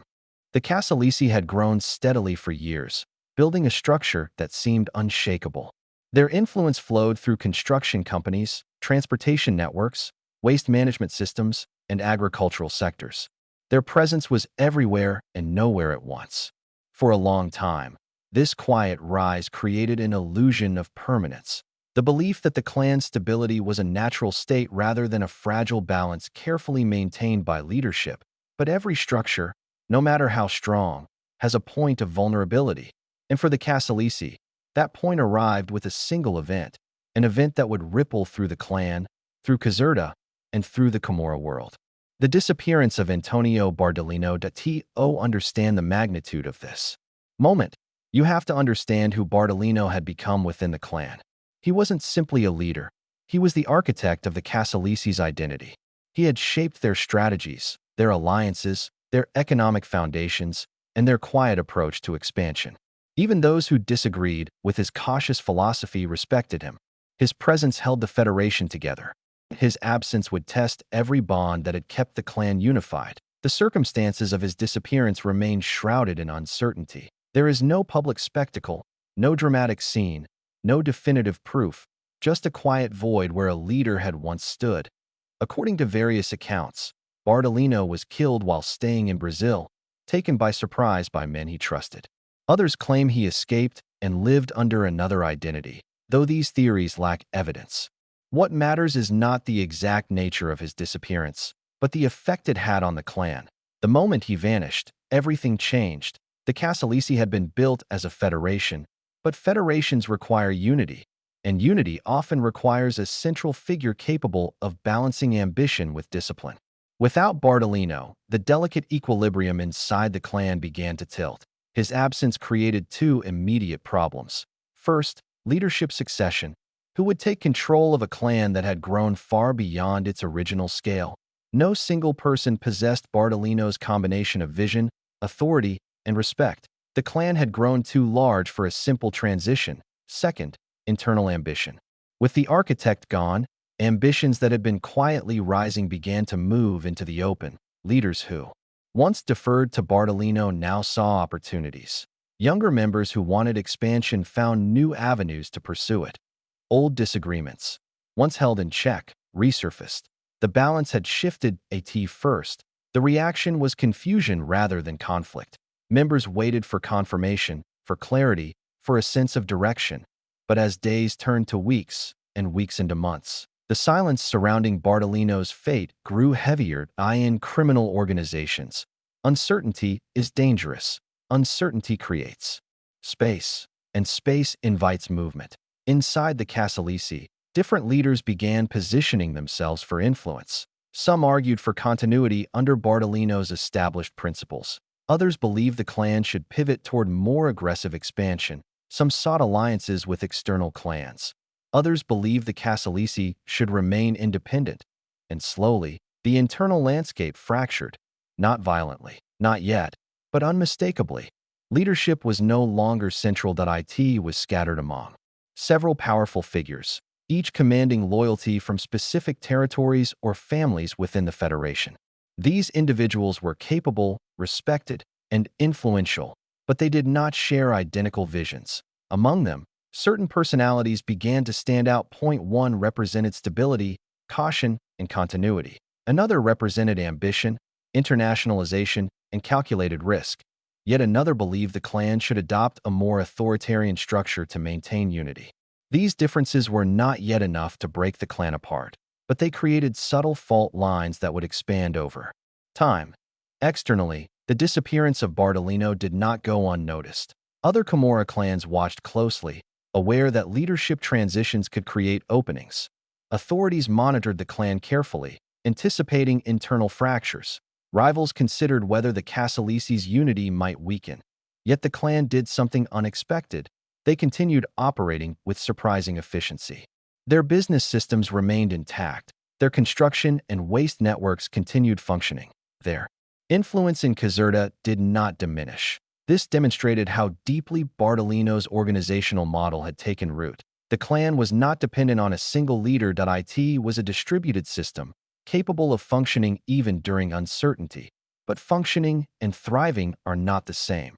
Internally, discussions became more pointed. quiet alliances formed. Certain leaders began building personal support networks.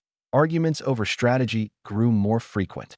Old loyalties were tested as new ambitions emerged. The Casalesi had entered a new era, an era where unity required active effort rather than natural cohesion. Meanwhile, external economic pressures continued to rise. Regional development projects were expanding. Government contracts grew in size and complexity. Competition for influence increased. Law enforcement intensified financial scrutiny across Campania. In this challenging environment, the absence of a single guiding voice created vulnerability. The Casalesi were no longer one body, with one mind. They were a collection of powerful individuals navigating a shifting landscape with differing visions of what the future should look like. The seeds of division planted in earlier years were beginning to grow, slowly, almost imperceptibly, but with enough force to reshape the clan's internal power structure. Still, the outside world saw none of this to them. The Casalesi remained one of the strongest clans in Campania, organized, wealthy, and deeply entrenched in both legitimate and illicit systems. But inside, the clan was preparing, knowingly or not, for a transformation driven not by external threats, but by internal differences. Differences that would soon reshape leadership, alliances, and the direction of the entire organization. In the next chapter, we explore how the power vacuum left by Bartolino's disappearance led to the emergence of new leaders, and how their conflicting visions would set the stage for one of the most defining internal rivalries in Casalesi history. Chapter 5. New Leaders, New Ambitions. In the aftermath of Bartolino's disappearance, the Casalesi clan entered a period unlike anything they had experienced before. For years, their world had been shaped by one mind, a strategist who valued stability, long-term planning, and economic integration over the volatile patterns that defined much of the Camorra. With him gone, the clan faced a moment of transition where leadership could no longer be assumed. It had to be chosen or claimed. The absence of a single guiding force brought both opportunity and uncertainty. Opportunity for those who believed the clan was ready to expand beyond its traditional limits. Uncertainty for those who understood how fragile unity could become without a central architect. In this shifting environment, new figures began rising from within the Casalesi Federation. Individuals who had long held influence, but had never been central enough to challenge Bartolino's authority. Now, with the balance of power open to change, their roles began to grow more pronounced. Among these emerging leaders, one stood out immediately: Francesco Schiavone, widely known as Sandokan. Charismatic, ambitious, and possessing a keen ability to command loyalty, Schiavone represented a different kind of leadership. He was younger than the old guard, more assertive, and less bound to the cautious, almost diplomatic style that had defined the clan's earlier years. Many inside the organization, Schiavone embodied the future. A future where the Casalesi would no longer operate quietly on the margins, but assert themselves as a dominant force in Campania's economic and criminal landscape. He believed the clan had outgrown its rural identity, and that its influence should reflect the scale it had achieved. But not everyone agreed with this direction. Another powerful figure emerged as a counterbalance: Francesco Bidognetti, known as Cicciotto e Mezzanotte. Where Schiavone represented expansion and momentum, Bidognetti represented continuity and structure. He was respected, strategic, and deeply tied to the older traditions of the clan's operations.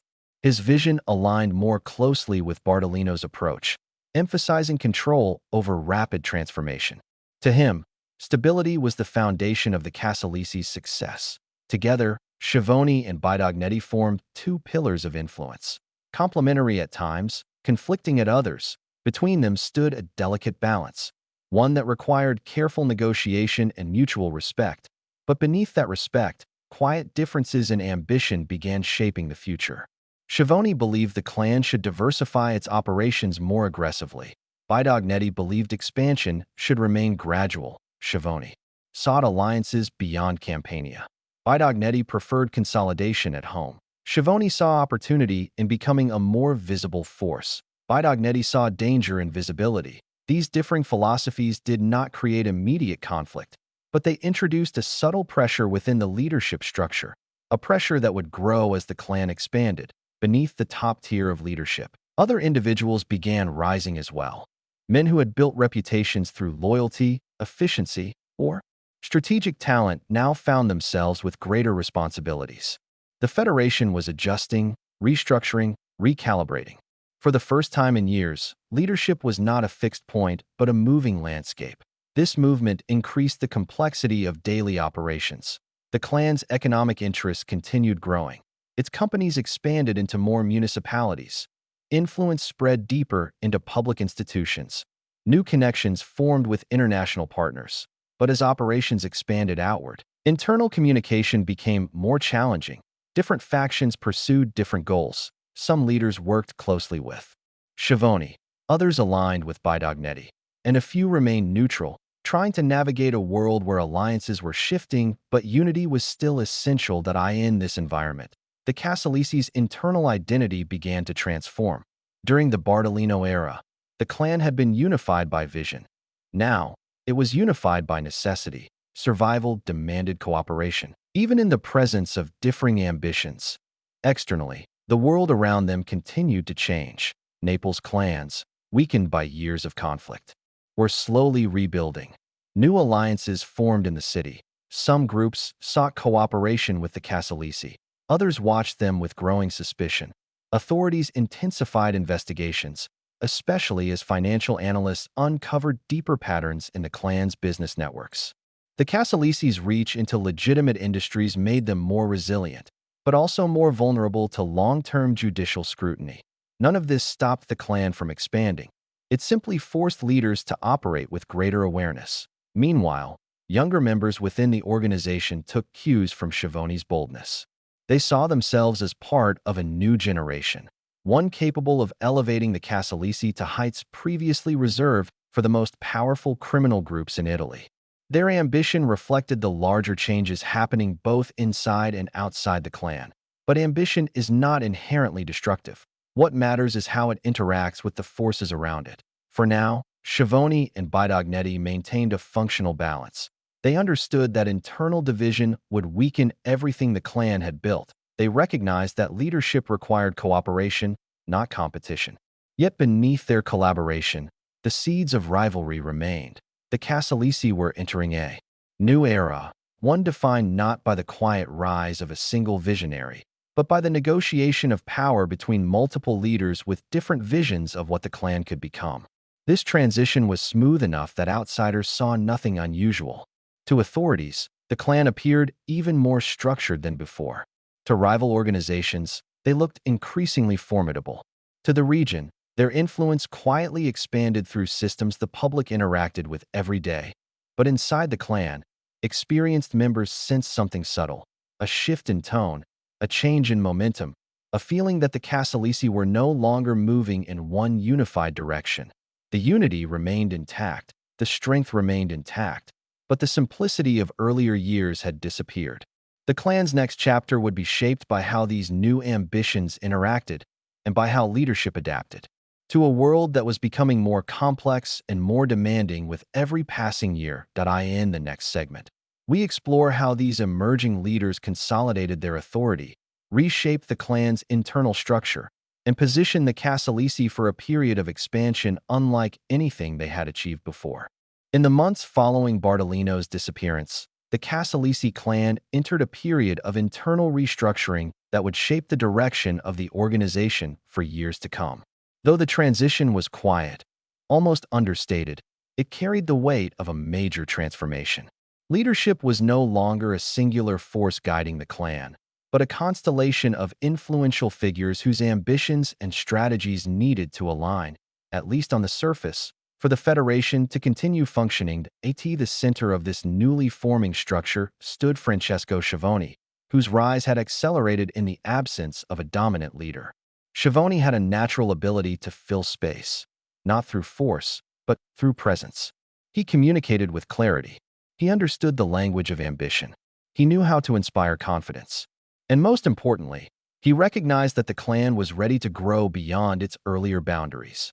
Under his influence, the tone of internal discussions shifted. Where once the clan focused primarily on local stability and economic roots, Conversations now reached further outward, toward new markets, broader influence, and international connections. Schiavone encouraged these ideas, believing the Casalesi possessed the structure and discipline to operate at a scale that few Camorra clans had achieved. But Schiavone was not alone in shaping the clan's direction. Beside him remained Francesco Bidognetti, whose authority came from his deep roots within the organization and his alignment with the older vision that had guided the clan through its formative decades. Bidognetti valued caution. He understood the risks of expanding too quickly.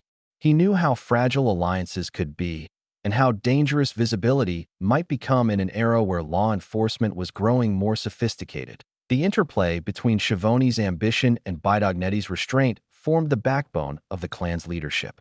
The two men approached power differently, but their combined influence created a balance, a tension that, for the moment, worked in the clan's favor. Still, beneath their cooperation, the differences in philosophy were quietly reshaping the clan. Younger members gravitated toward Schiavone, drawn to his boldness and vision. Veteran members remained close to Bidognetti, trusting the stability he represented. Neutral figures sought to maintain harmony, understanding that division could be dangerous. In a region as competitive as Campania's leadership realigned, the Casalesi began reorganizing their internal structure to match their expanding ambitions. Territories were redefined. Economic operations were assigned new managers. Influence networks were expanded. Communication channels were strengthened. The clan was preparing for growth, calculated, strategic, and far-reaching. In communities across Caserta, the changes were subtle but noticeable. Businesses linked to the clan operated with increased coordination. Construction companies won contracts with greater consistency. Transport networks became more integrated.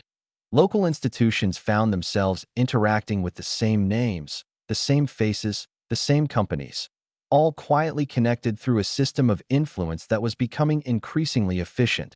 This expansion was not chaotic or aggressive. It was slow, steady, and deeply embedded into ordinary life. And this was precisely what made the Casalesi so powerful, where many Camorra clans relied on fear, the Casalesi relied on structure. Where others ruled through intimidation, the Casalesi ruled through integration. Where others fought for territory, the Casalesi built systems that controlled the flow of money. As these systems expanded, Schiavone's influence grew with them. He became the public symbol of the clan's new era, not through active visibility, but through reputation. In the underworld, names traveled quickly, and his name carried weight. It represented ambition, organization, and the promise of a future where the Casalesi were not just a regional power, but a defining force in Italy's criminal landscape. Bidognetti, meanwhile, maintained the internal equilibrium that he ensured that operations remained grounded. He kept relationships with local allies stable. He monitored the clan's responses to external pressures. His presence reassured members who feared rapid changes could destabilize everything they had built. But even with this balance, the clan's growing influence attracted increasing attention from authorities. Prosecutors noted the clan's expanding economic footprint. Journalists uncovered threads that linked public contracts to clan-affiliated companies. Investigators traced money flows through a complex web of businesses, and anti-mafia units began examining the structure of the organization more seriously. For law enforcement, the Casalesi posed a new kind of challenge. They weren't dismantling a single boss. They weren't targeting a small group of street-level operatives. They were confronting a federation, a decentralized network with sophisticated economic strategies. This required a new investigative approach, and slowly, prosecutors started piecing together the puzzle. Inside the clan, leaders sensed this growing pressure but interpreted it differently. Schiavone saw scrutiny as an inevitable consequence of expansion. Bidognetti viewed it as a warning sign to proceed carefully. Both perspectives carried weight, and for now, both were accommodated. The clan continued expanding. Operations continued growing. Influence deepened, and the internal structure became more defined as each leader solidified their role. Yet beneath the progress, a quiet inevitability lingered. As the clan grew larger, the space between visions widened. Internal alliances became stronger. Ambition multiplied across ranks. And the delicate balance between Schiavone and Bidognetti became increasingly essential, and increasingly fragile. For the moment, unity remained intact, but it depended on cooperation between two leaders whose philosophies were slowly diverging. And history has shown, again and again, that criminal organizations rarely remain unified when ambitions begin competing beneath the surface. In the next segment, we explore how the Casalesi clan formalized this new era of leadership, and how the foundations laid during this period would eventually shape both the clan's greatest successes and its most destructive internal battles. As the Casalesi adjusted to its new leadership era, the clan began moving into a phase of consolidation, a process that would clarify roles, solidify alliances, and define the paths of influence within the organization. This was not a single event, nor a dramatic announcement. It happened gradually, woven into daily decisions, quiet conversations, and subtle shifts in authority. Every clan member understood that the absence of Bartolino had created a permanent vacancy in the heart of the organization. That void could not be filled by a single successor. Instead, it reshaped the clan into an entity governed by multiple leaders, each with their own sphere of influence and each playing a distinct role in the clan's expanding network. This distributed structure was both a strength and a vulnerability. A strength because no single arrest or betrayal could dismantle the clan. A vulnerability because differing visions could eventually lead to tension. The Casalesi, for now, focused on the strength. Schiavone's role became increasingly clear that he represented momentum, the voice pushing the clan toward expansion, modernization, and broader influence. Under his guidance, the Casalesi began aligning more directly with national and international opportunities. His connections, ambition, and ability to inspire loyalty made him a central figure in driving the clan forward. Bidognetti's role also crystallized. He embodied continuity, the stabilizing presence capable of balancing Schiavone's ambition with caution. His deep ties to traditional networks allowed him to preserve the clan's internal cohesion.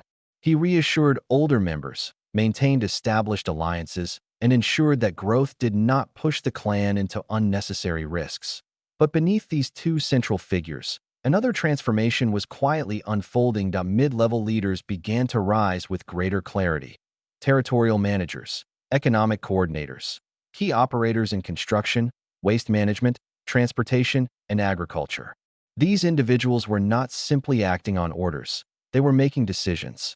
Their roles became essential to the clan's functioning, and their influence grew as the Casalesi structure expanded across multiple territories. For the first time, the clan resembled a network with branches, each branch managed by individuals whose ambitions, alliances, and personal beliefs shaped the way operations unfolded in their regions. This new structure gave the Casalesi tremendous power. They could expand without drawing attention to a single leader. They could coordinate operations across multiple sectors without bottlenecks. They could respond quickly to changes in the political and economic environment. But it also meant the clan had entered an era where unity required active maintenance. As different leaders handled different regions, small differences in strategy began to appear. Some favored more aggressive business tactics. Others preferred the measured approach of the past. Some saw Naples as an opportunity. Others believed the clan should avoid the city entirely. Some wanted deeper involvement in international trafficking. Others feared the attention such operations would bring. These differences, though subtle, created early currents beneath the surface, movements that would later develop into internal factions. At the same time, the Casalesi's influence in legitimate sectors reached new heights. Construction companies under clan influence won major public contracts. Waste management operations expanded into new municipalities. Clan-affiliated intermediaries shaped local politics, sometimes quietly influencing hiring, planning, and even regulation. The line between legitimate and illegitimate became more difficult to distinguish. For local communities, the clan's presence became part of the landscape.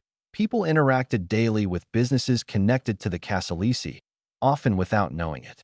The clan had woven itself into the region's economic infrastructure so thoroughly that removing it would have caused disruption in systems people relied on.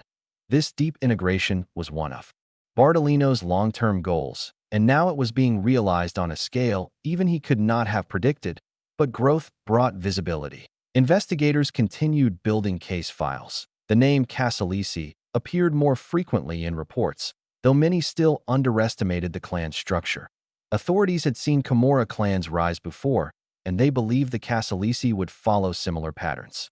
What they did not yet understand was that the clan's evolution made them fundamentally different. They were not held together by a single boss. They did not operate solely through intimidation or territorial control. They had developed systems that blended into legitimate markets, making them far more adaptable and far more resilient than many other criminal organizations.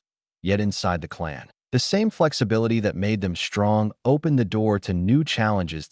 As emerging leaders developed their own visions, they began cultivating small groups of loyalists, not for conflict, not yet, but for influence. These internal networks would become critical in the years ahead, shaping alliances, decisions, and future divisions. Still, for the moment, the Casalesi remained united. The balance between Schiavone's ambition and Bidognetti's caution created a functional leadership dynamic. The mid-level leaders operated efficiently.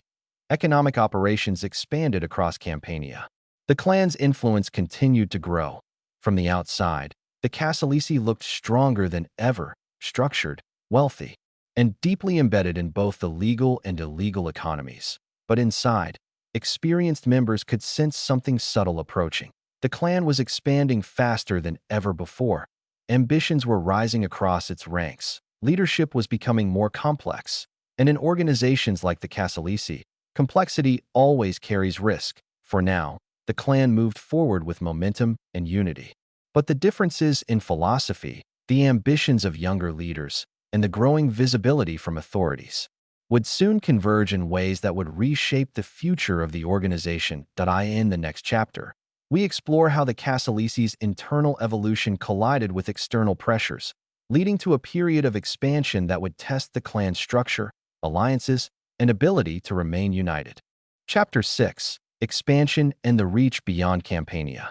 By the early 1990s, the Casalesi clan had entered a period of growth unlike anything in its earlier history.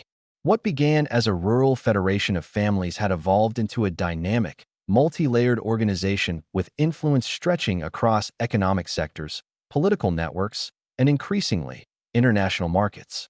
This expansion did not erupt suddenly, but unfolded quietly, like a tide that rose so slowly that few recognized its height until it was already impossible to ignore. Inside Caserta, the clan's presence was unmistakable, not in the dramatic way the public associated with criminal groups, but through the subtle patterns that shaped daily life.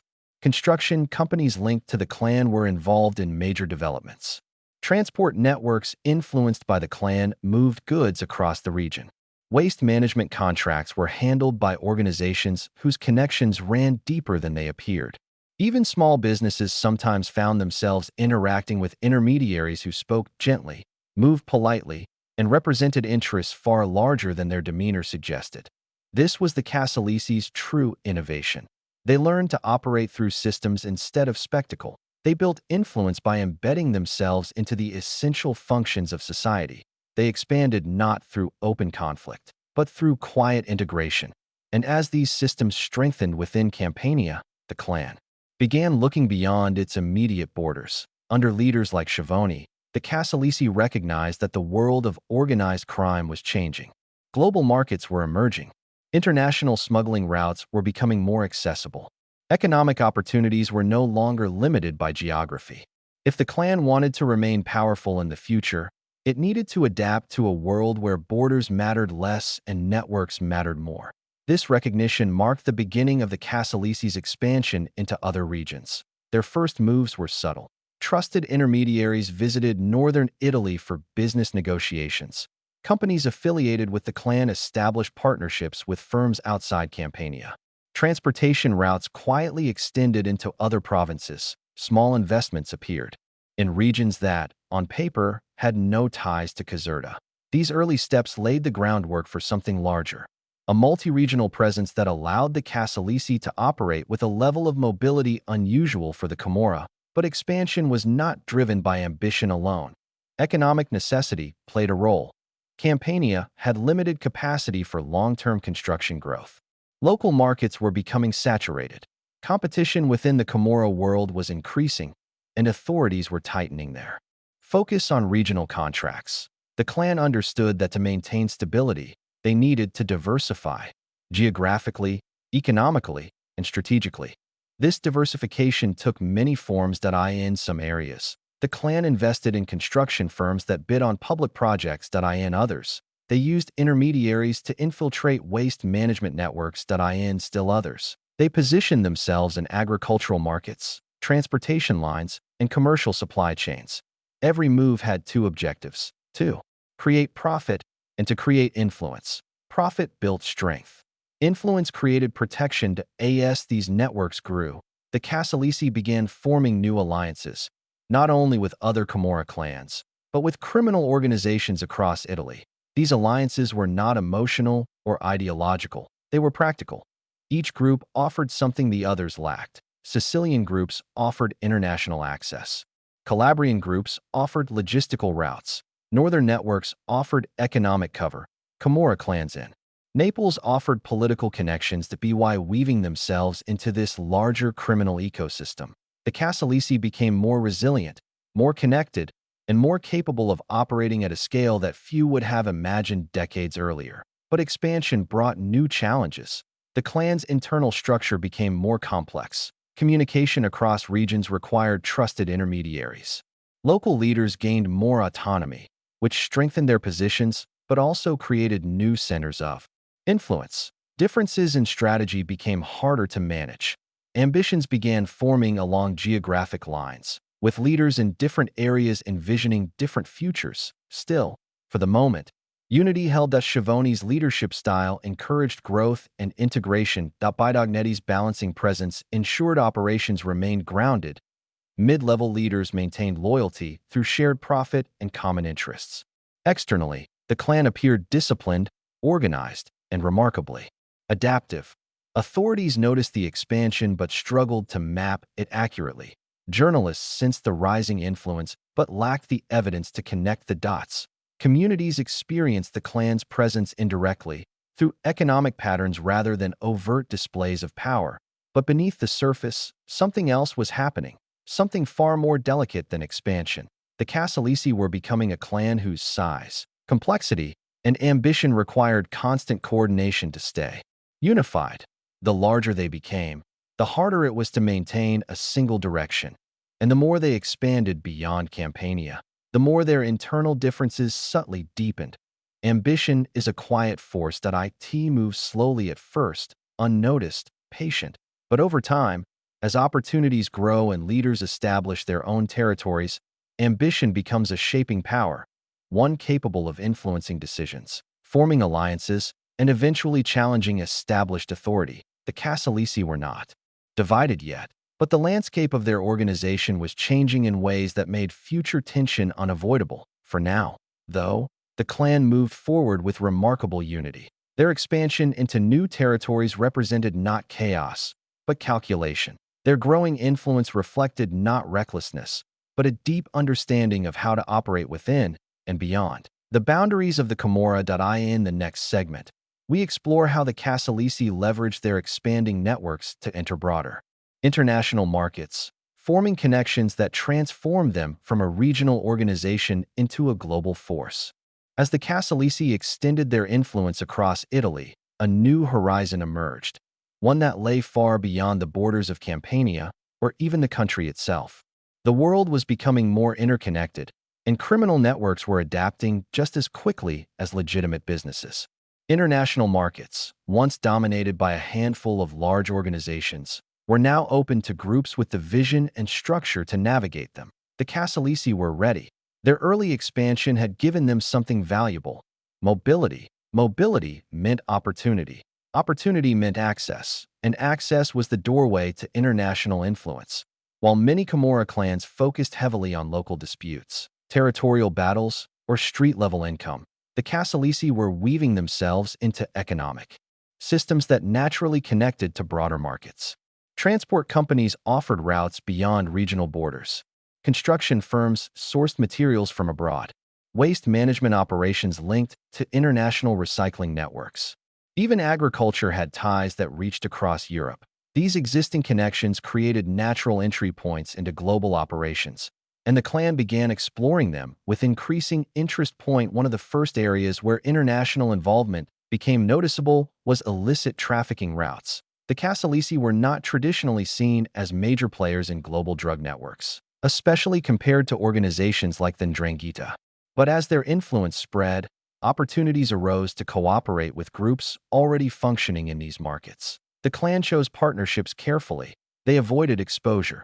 They remained intermediaries rather than frontline operators. They used their economic networks to support logistics, not direct distribution. This indirect approach protected them from the risks that dismantled other organizations. Where some clans drew attention through aggressive expansion, the Casalesi expanded quietly, embedding themselves into the framework of supply chains without becoming the most visible link at the same time. Their involvement in legitimate industries made international travel, communication, and business exchanges appear normal. A member connected to a construction company could travel abroad without raising suspicion. A representative of a waste management firm could meet with foreign partners without scrutiny. These built-in layers of legitimacy gave the clan the flexibility to operate internationally in ways that were difficult for investigators to track. But expansion required more than opportunity. It required trust. And trust is rare in international criminal networks. The Casalesi earned it through consistency. They honored agreements. They delivered on logistical promises. They maintained discipline in their operations. And they understood the importance of discretion. Over time, foreign organizations recognized the Casalesi as a group that could be relied on, not because they were the most powerful, but because they were the most stable. This stability made the clan a natural partner in operations that required coordination across borders. Trafficking networks, money laundering systems, commercial cover operations, industrial contracts, logistics chains. These were not glamorous forms of expansion. They were not violent or dramatic. They were quiet, technical, and deeply integrated into the modern economy. This was the Casalesi's advantage. Their influence grew not through intimidation but through relevance. As their international reach expanded, the clan's internal structure adjusted accordingly. Leaders responsible for certain territories began taking on roles connected to foreign operations. Trusted intermediaries emerged as essential links between regional operations and international partners. These individuals operated with a level of autonomy that reflected their importance, further shaping the internal identity of the clan. But autonomy, even when earned, introduces new complexities. That a leader who oversees operations in northern Italy thinks differently from one who manages logistics in Spain. That a representative who negotiates deals abroad may develop alliances that others cannot see. That a regional figure handling waste management in one province may hold influence others cannot match.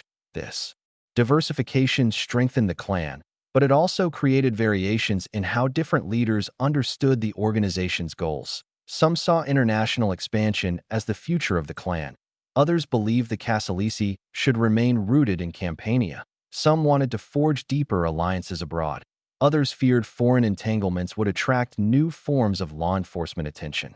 These differences were not problematic yet, but they represented another step in the subtle evolution of a clan that was becoming too large, too diverse, and too interconnected to operate with a single, unified vision forever. Meanwhile, as the Casalesi became more active internationally, Italian authorities began noticing patterns that suggested a broader network. Financial investigators saw increased movement of funds across borders. Prosecutors observed links between companies in Italy and firms abroad. Anti-mafia units realized the clan structure could no longer be understood solely through local investigations. The Casalesi were no longer just a Campania-based organization. They were becoming part of a larger ecosystem, one that spanned countries, markets, and industries. In public, few understood the scale of this transformation. The clan still operated with the same quiet demeanor. There were no dramatic displays of powered turf wars, flamboyant leaders. Just a steady expansion that blended into the rhythms of legitimate economic activity. But those who looked closely, investigators, journalists, and rival organizations, sensed that something unprecedented was happening. A rural clan from Caserta was becoming a global presence. And with global presence comes a different kind of risk, not from rivals, but from the increasing complexity of maintaining unity within a structure that now reached across borders. the Casalesi were stronger than ever. Yet their strength carried the weight of new expectations, new responsibilities, and new pressures to eye in the next segment. We explore how the clan used international connections not only for profit but for influence, building a network of relationships that intertwined criminal operations with political landscapes, economic institutions, and global systems in ways that would redefine their future. As the Casalesi deepened their international presence, their influence evolved into something far more complex than simple expansion. They were no longer just a clan with global interests. They were becoming a network, a system that operated across borders, across industries, and across layers of legitimacy. This shift transformed the clan from a regional power into a sophisticated criminal enterprise capable of shaping economic and political landscapes both inside and outside Italy. One of the most significant aspects of this transformation was the way the clan began using international connections not just for profit, but for stability. In the criminal world, money is essential, but alliances are what ensure longevity. The Casalesi understood this better than most. Through their contacts in other countries, they built relationships that opened doors in ways no local influence ever could. These relationships were rarely dramatic. They were maintained quietly, through trust, consistent business, and mutual benefit. Over time, the clan developed a reputation for reliability, a reputation that made them valuable to organizations far beyond the borders of Campania. But international alliances were only one part of the picture. As the clan expanded, it also began influencing systems that extended into political and economic institutions.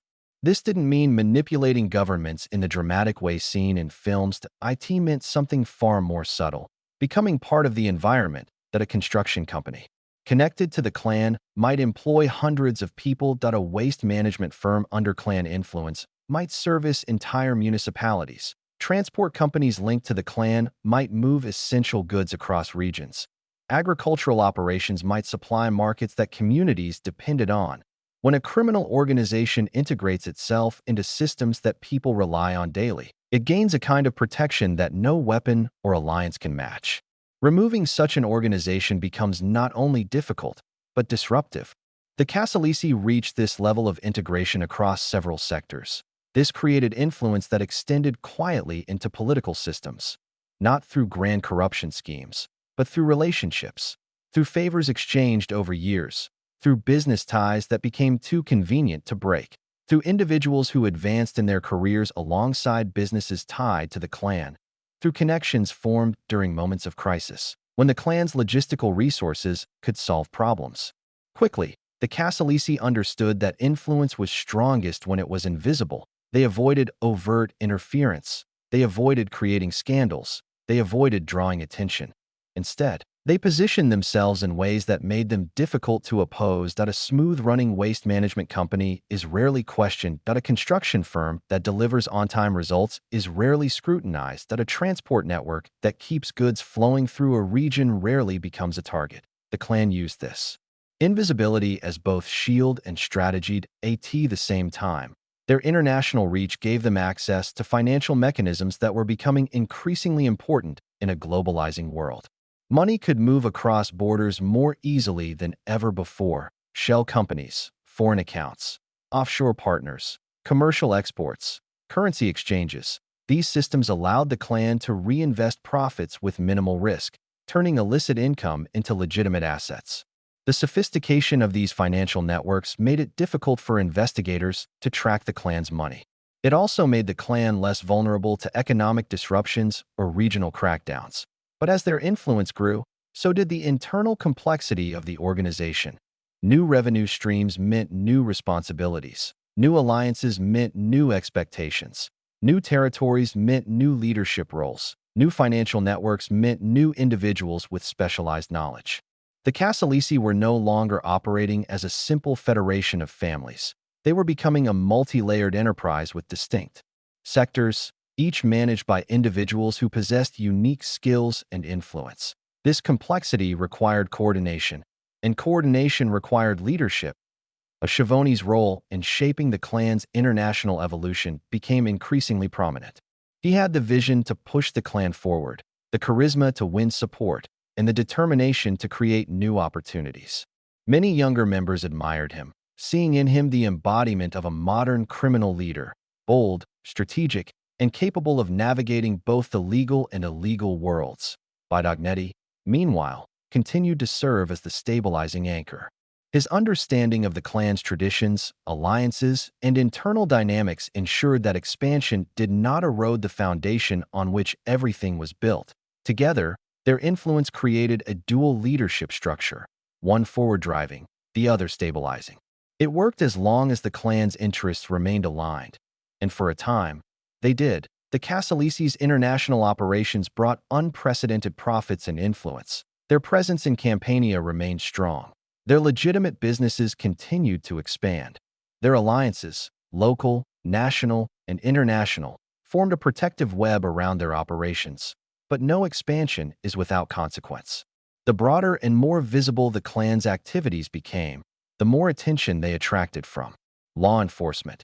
International cooperation among investigative agencies improved. Financial monitoring systems became more advanced. Prosecutors began sharing information across borders. Patterns that once looked isolated now appeared interconnected. Authorities were beginning to see the outlines of a much larger structure, one far more sophisticated than they had imagined. Inside the clan, experienced leaders recognized the danger. Visibility, even subtle visibility, can become a vulnerability. The larger the network, the more potential points of exposure exist. The more people involved, the harder it becomes to maintain secrecy. The more diversified the operations, the more difficult it becomes to control everything. These concerns were quiet, but real. Yet ambition continued to drive the clan forward. They believed, not without reason, that their structure, alliances, and economic integration made them resilient enough to withstand external pressure. They viewed international expansion as essential for survival in a world where criminal organizations were becoming increasingly global. But while the clan appeared united on the outside, the internal differences were growing too. Leaders managing international operations developed perspectives that differed from those focused on local affairs. Those operating in northern Italy faced challenges distinct from those in Campania. Those controlling financial networks saw risk differently than those overseeing territorial matters. The seeds of internal divergence were beginning to take root once again.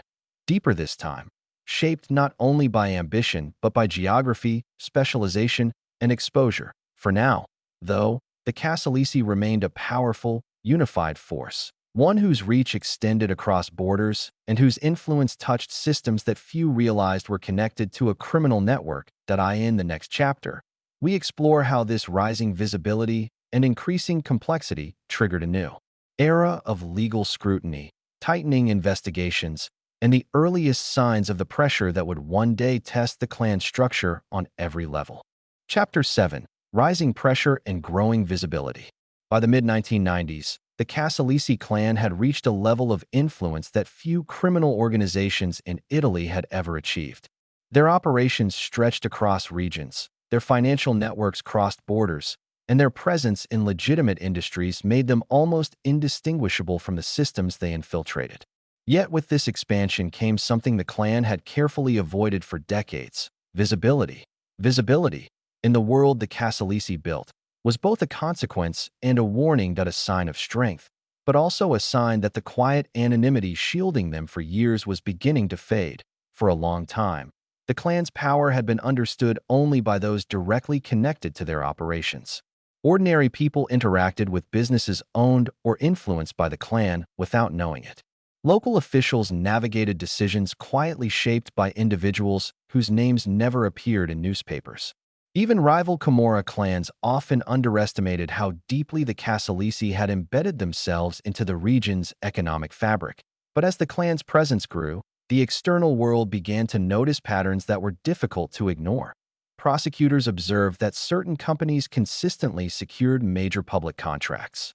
Financial investigators tracked flows of money that connected disparate businesses in unexpected ways. Journalists found that multiple corruption stories circled back, quietly, toward Caserta. Local residents whispered about how certain decisions always seemed to benefit the same families, the same firms, the same networks. Slowly, the outline of something larger emerged: something more organized, more structured, and more deliberate than typical Camorra operations. Around this time, the Italian state began modernizing its investigative approach that anti-mafia units were strengthened. New laws gave prosecutors tools that hadn't existed during earlier Camorra wars. Financial monitoring systems became more sophisticated. International cooperation expanded, allowing agencies to share intelligence. The Casalesi, once shielded by their invisibility, now found themselves navigating a world in which investigators could finally trace the kinds of economic connections that had been their greatest strength. This shift didn't lead to immediate confrontation, but it created momentum, a slow, steady tightening of attention that would deepen over the years. Inside the clan, leaders recognized the change. Some believed law enforcement's growing interest was manageable. Others sensed the beginning of a pressure that would eventually reshape the entire organization. But while the external landscape was shifting, the internal dynamics of the Casalesi were evolving even faster. The clan had grown in size and complexity, and growth brought new challenges. Different territories had different priorities. Leaders operating in northern Italy had distinct concerns compared to those managing operations in Campania. International intermediaries faced pressures that local operators didn't understand. Contract-based networks required different strategies than territorial ones. Different revenue streams created different visions. Some leaders prioritized construction and public contracts. Others focused on waste management. A few handled international trafficking networks. Each area produced profit, but each demanded unique approaches. Different alliances shaped different loyalties. A leader who dealt with foreign partners developed relationships others did not share. A leader who controlled municipal contracts held influence that others relied on. A leader with political connections saw opportunities that others couldn't access. These differences didn't immediately fracture the clan, but they created distinct layers of influence, layers that required coordination, negotiation, and strategic balance. For years, Bartolino had been the figure who maintained this balance. After his disappearance, Schiavone and Bidognetti shared the responsibility, holding the organization together through a combination of ambition and stability. But even their dual leadership could not prevent the slow accumulation of tension. Every new territory added complexity. Every new business added exposure. Every new alliance added risk. Every new leader added ambition. And beneath the surface, the clan was moving toward a point where maintaining unity would require far more effort than before. Outside the organization, the atmosphere was changing as well. Communities across Campania were becoming increasingly aware of the influence certain networks held over everyday life. Local governments struggled to respond to problems tied to waste mismanagement, environmental issues, and corruption that reached deeper than anyone imagined. Businesses that operated independently found it harder to compete against companies backed by hidden power. The sense that something bigger existed created quiet tension across the region, a tension that would eventually explode into public awareness as investigations matured. But during this transitional period, the Casalesi continued to operate smoothly. Their systems were efficient, their alliances remained active, their revenue streams grew. Their internal cooperation held. The clan stood at the height of its power, but also on the edge of a landscape beginning to shift beneath its feet. It was during this time that law enforcement first began to understand that dismantling the Casalesi would require more than traditional policing. Investigators realized they weren't dealing with a territorial clan, but with a network woven into the region's financial and institutional structures. This recognition led to the beginnings of long-term investigative strategies that would take years, even decades, to fully develop, and those strategies, once set in motion, would eventually bring the Casalesi face-to-face with a new kind of enemy. An enemy far more patient than rival clans, far more organized than local officials, and far more determined than anyone they had previously encountered. But inside the clan, this future was not yet visible. They believed they could adapt, as they always had. They believed their structure made them resilient. They believed their alliances protected them, and they believed their influence would shield them from the growing attention. For now, unity remained intact, but that unity was becoming harder to maintain, stretched thin by growth, ambition, and the subtle pressure of a world beginning to see what had long been hidden. In the next segment, we explore how investigative efforts intensified and how the Casalesi responded to a new era of legal and institutional pressure that slowly, quietly, and relentlessly tightened around them. As the mid-1990s progressed into the early 2000s, something subtle but powerful began shifting in Italy's approach to organized crime. The old methods, built on arresting foot soldiers and reacting to violence, were no longer enough. Too many clans had learned to operate quietly, embedding themselves into economic sectors where intimidation took the form of influence, not gunfire. And among these silent organizations, none was more deeply rooted than the Casalesi. Authorities realized they needed a new strategy, one that looked past the surface and into the systems that sustained criminal networks. This marked the beginning of an investigative evolution, a shift toward analyzing documents, contracts, financial flows, and public infrastructure instead of simply monitoring streets and tracking weapons. For years, the Casalesi had relied on the belief that their presence in legitimate industries would shield them. But the world was changing. Investigators were no longer following the visible trail. They were following the money. This new investigative focus brought a level of scrutiny the clan had never experienced before. Not sudden, not dramatic, but steady, patient, and increasingly coordinated. It first, the Casalesi didn't recognize the danger. Their structure was strong. Their alliances were stable. Their economic networks were vast and deeply integrated into Campania's infrastructure. Even when investigators began examining certain contracts or company connections, the clan assumed these were isolated inquiries. Normal friction in a region with a long history of corruption and institutional instability. But these inquiries were not isolated. They were early steps in a much larger plan. Prosecutors in Naples, Caserta, and Rome began sharing information. Financial analysts traced patterns across different municipalities that anti-mafia units mapped out the clan's influence in public contracts.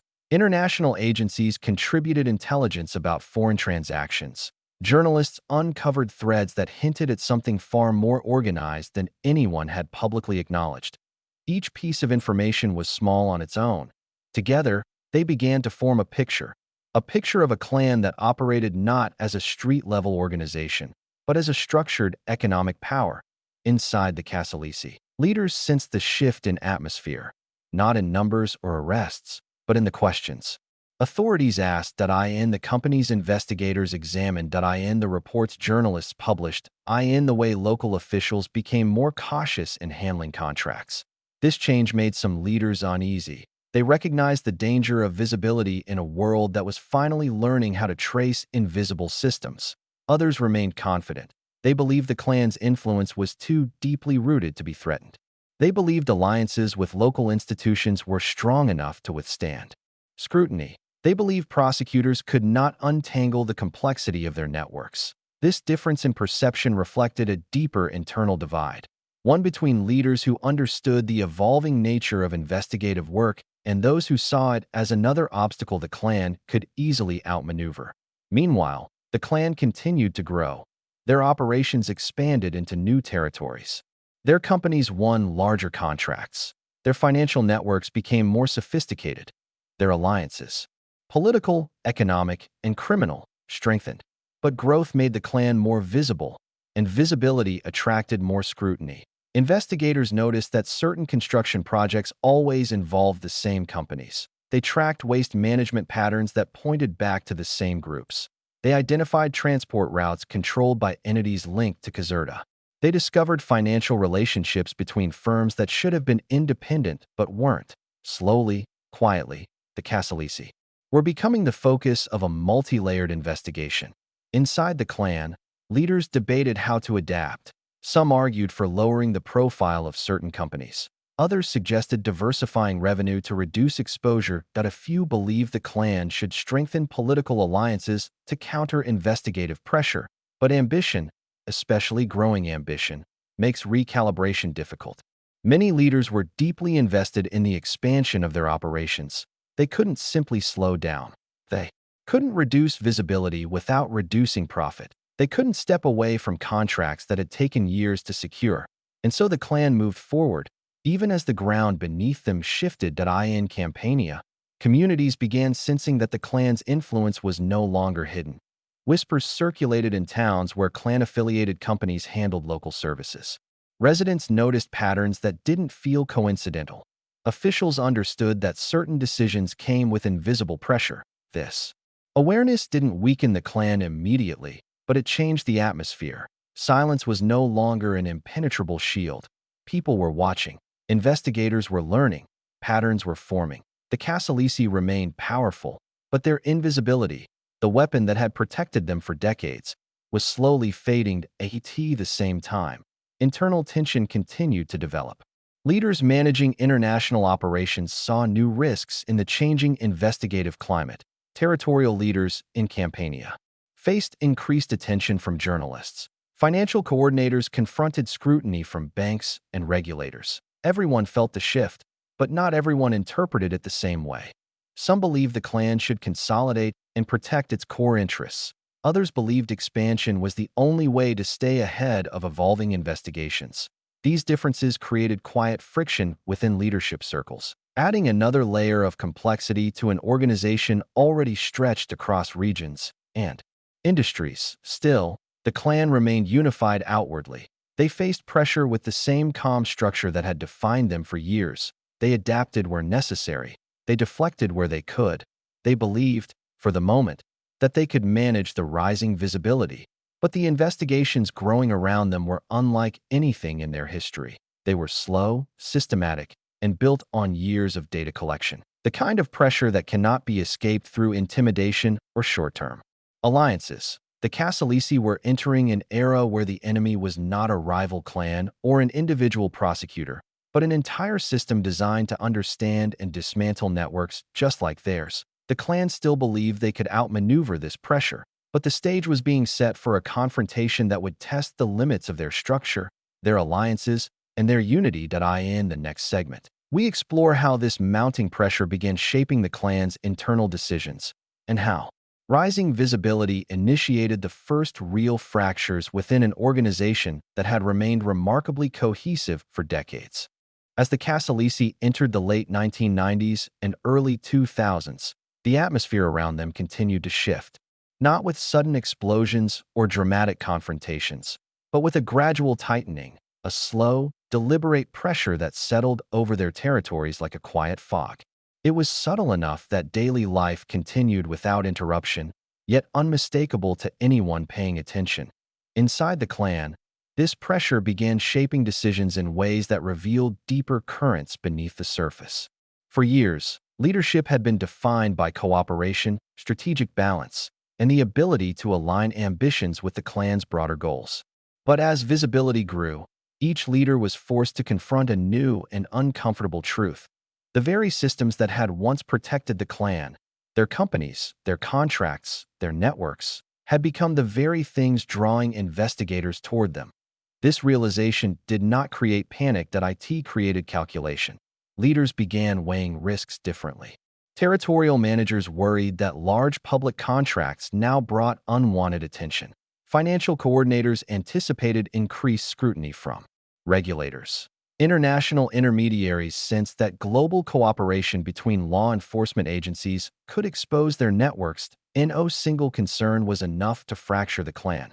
But together, they formed a subtle pressure that influenced how leaders interpreted their roles and their responsibilities. Some believed the investigations were temporary, just another cycle of attention that would fade if the clan remained disciplined. Others believed the clan was approaching a turning point that required strategic change. And beneath these perspectives lay something deeper: ambition reframing itself in response to risk. When external pressure rises, ambition often sharpens. A leader who feels threatened seeks more control. A leader who senses opportunity uses pressure as justification for expansion. A leader who fears exposure becomes protective of their territory. A leader who commands influence begins shaping alliances for the future. This quiet shift in internal psychology rippled across the clan. Territories that once cooperated seamlessly now showed signs of subtle competition. Business networks once aligned under common strategy now adapted to local pressures. Leaders once unified under shared objectives now interpreted the clan's future through different lenses. These differences did not lead to open conflict. The Casalesi were too structured, too disciplined, too experienced to allow tension to erupt prematurely. But the differences existed, and within an organization of this scale, differences are seeds that take roots slowly, quietly, over time, and they grow strongest under pressure. While these internal shifts took shape, the external world continued changing just as rapidly. Investigators began employing more advanced techniques. Financial tracking software improved. Wiretaps became more targeted. Criminal intelligence databases expanded. International cooperation allowed agencies to share information across borders. For the Casalesi, this new landscape meant that movements once considered routine, transferring funds, meeting partners, securing contracts, could now be traced with far greater precision. In the past, the clan assumed that careful planning was enough to avoid scrutiny. But now, systems they could not see were watching them. Still, the clan remained adaptable. They adjusted communication methods. They refined financial practices. They compartmentalized operations to reduce exposure. They leaned on loyal intermediaries who understood how to navigate this increasingly complex environment. But even with adaptation, tension slowly accumulated. Individual leaders began protecting their interests more aggressively. Some tightened their control over regional operations. Others created small groups of trusted associates to insulate themselves. A few explored new revenue streams to offset the risk of investigations disrupting existing ones. This behavior remained calm on the surface. Conversations were polite. Meetings were orderly.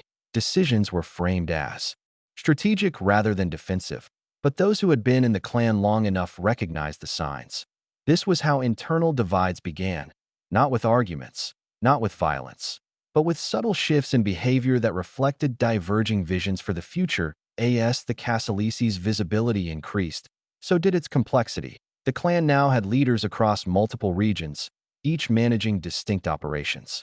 Some focused on construction, some on waste management, some on international networks, some on political influence. Each sector had its own challenges, relationships, and risks, and as law enforcement pressure intensified, each leader responded through the lens of their own position. This meant that the Casalesi no longer experienced pressure as a collective.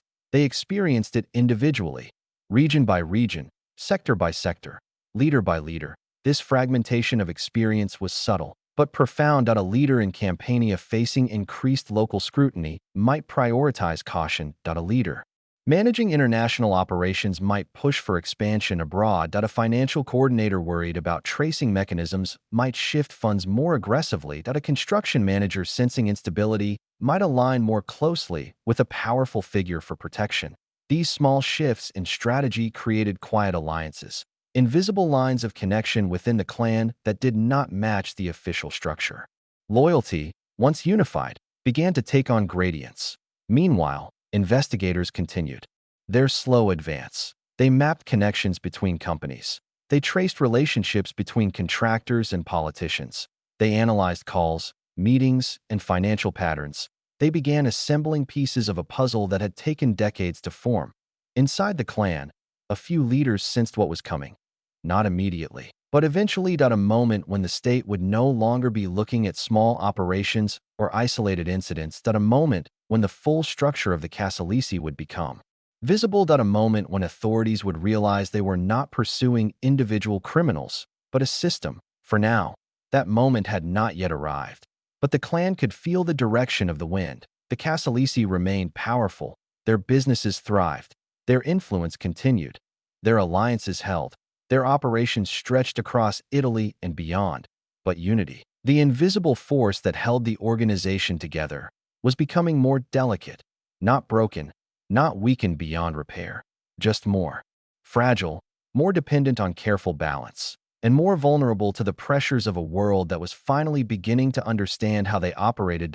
In the next chapter, we explore how this rising tension, internal and external, set the stage for a period of unprecedented scrutiny, one that would ultimately push the Casalesi into a confrontation with the full force of the Italian state.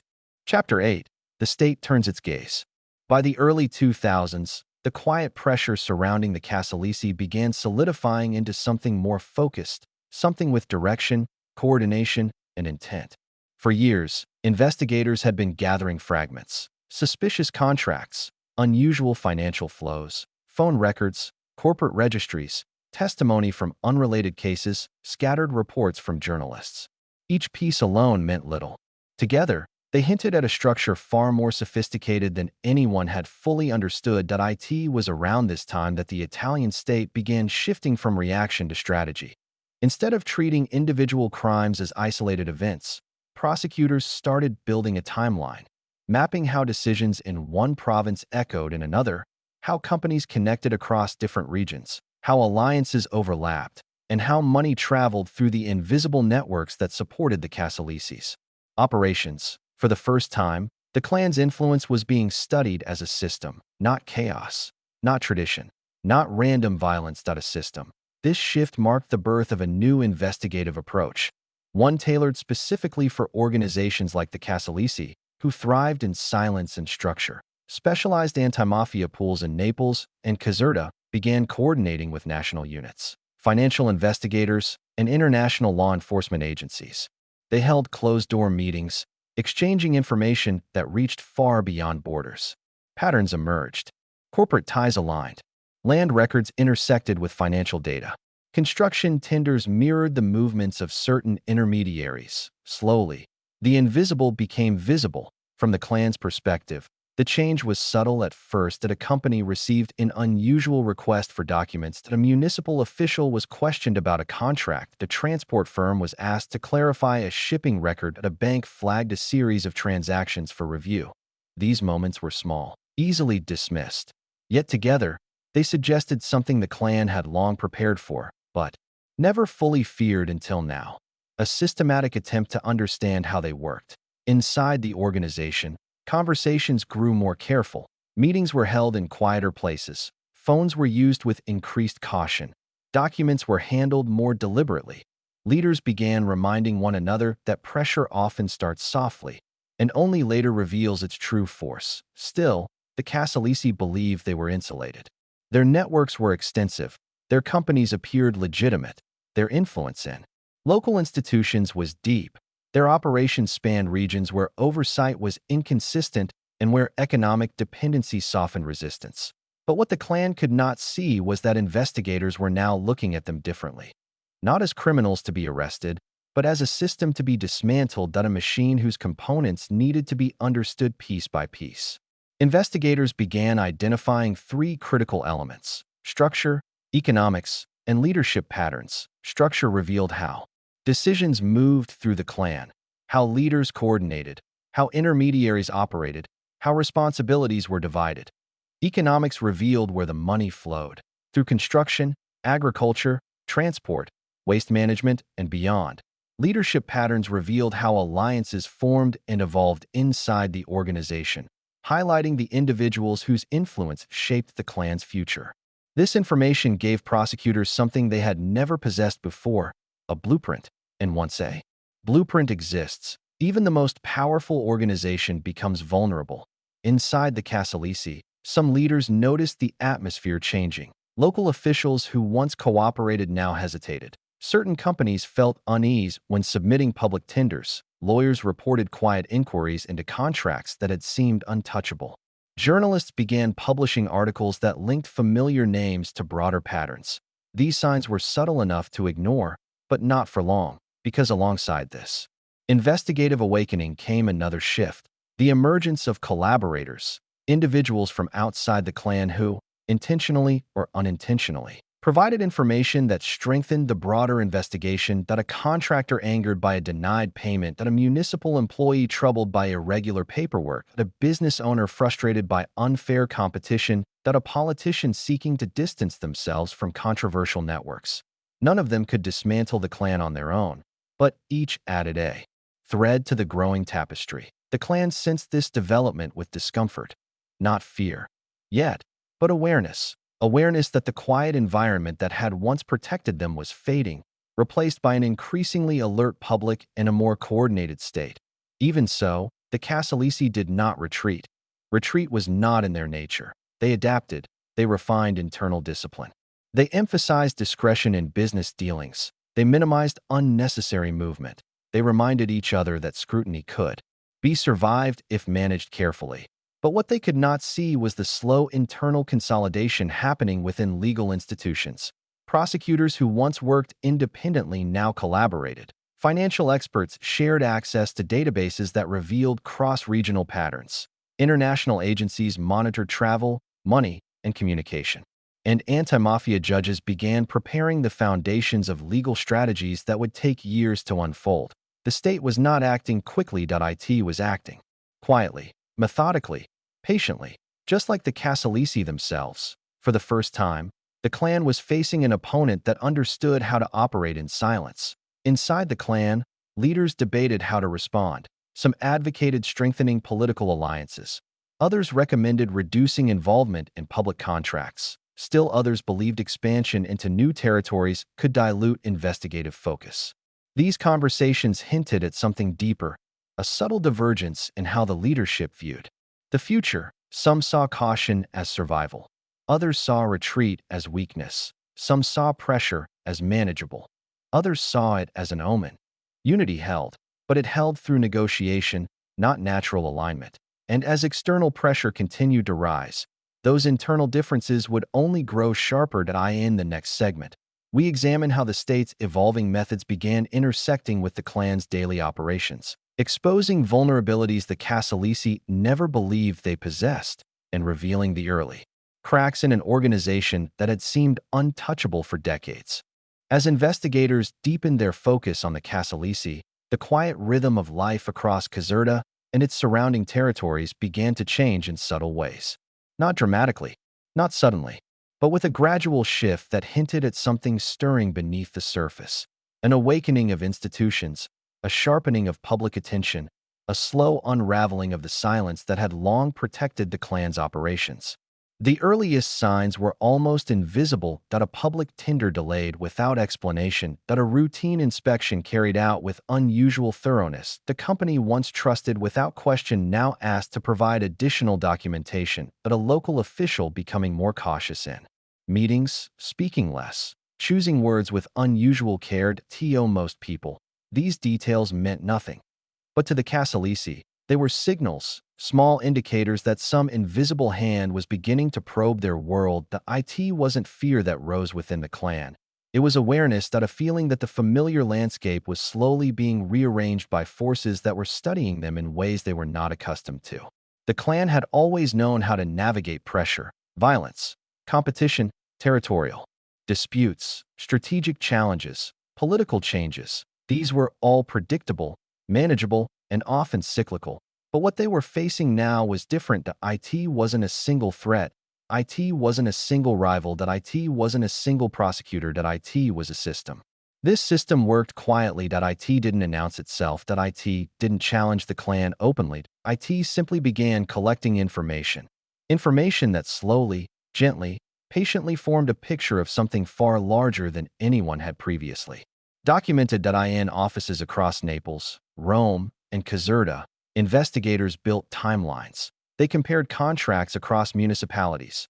They traced signatures, phone records, bank transfers. They noticed how different companies used the same accountants, the same consultants, the same logistical routes. This wasn't coincidence. It was structure. And once investigators recognized structure, the clan's protective anonymity began to weaken. Within the Casalesi, reactions varied. Some leaders urged calm.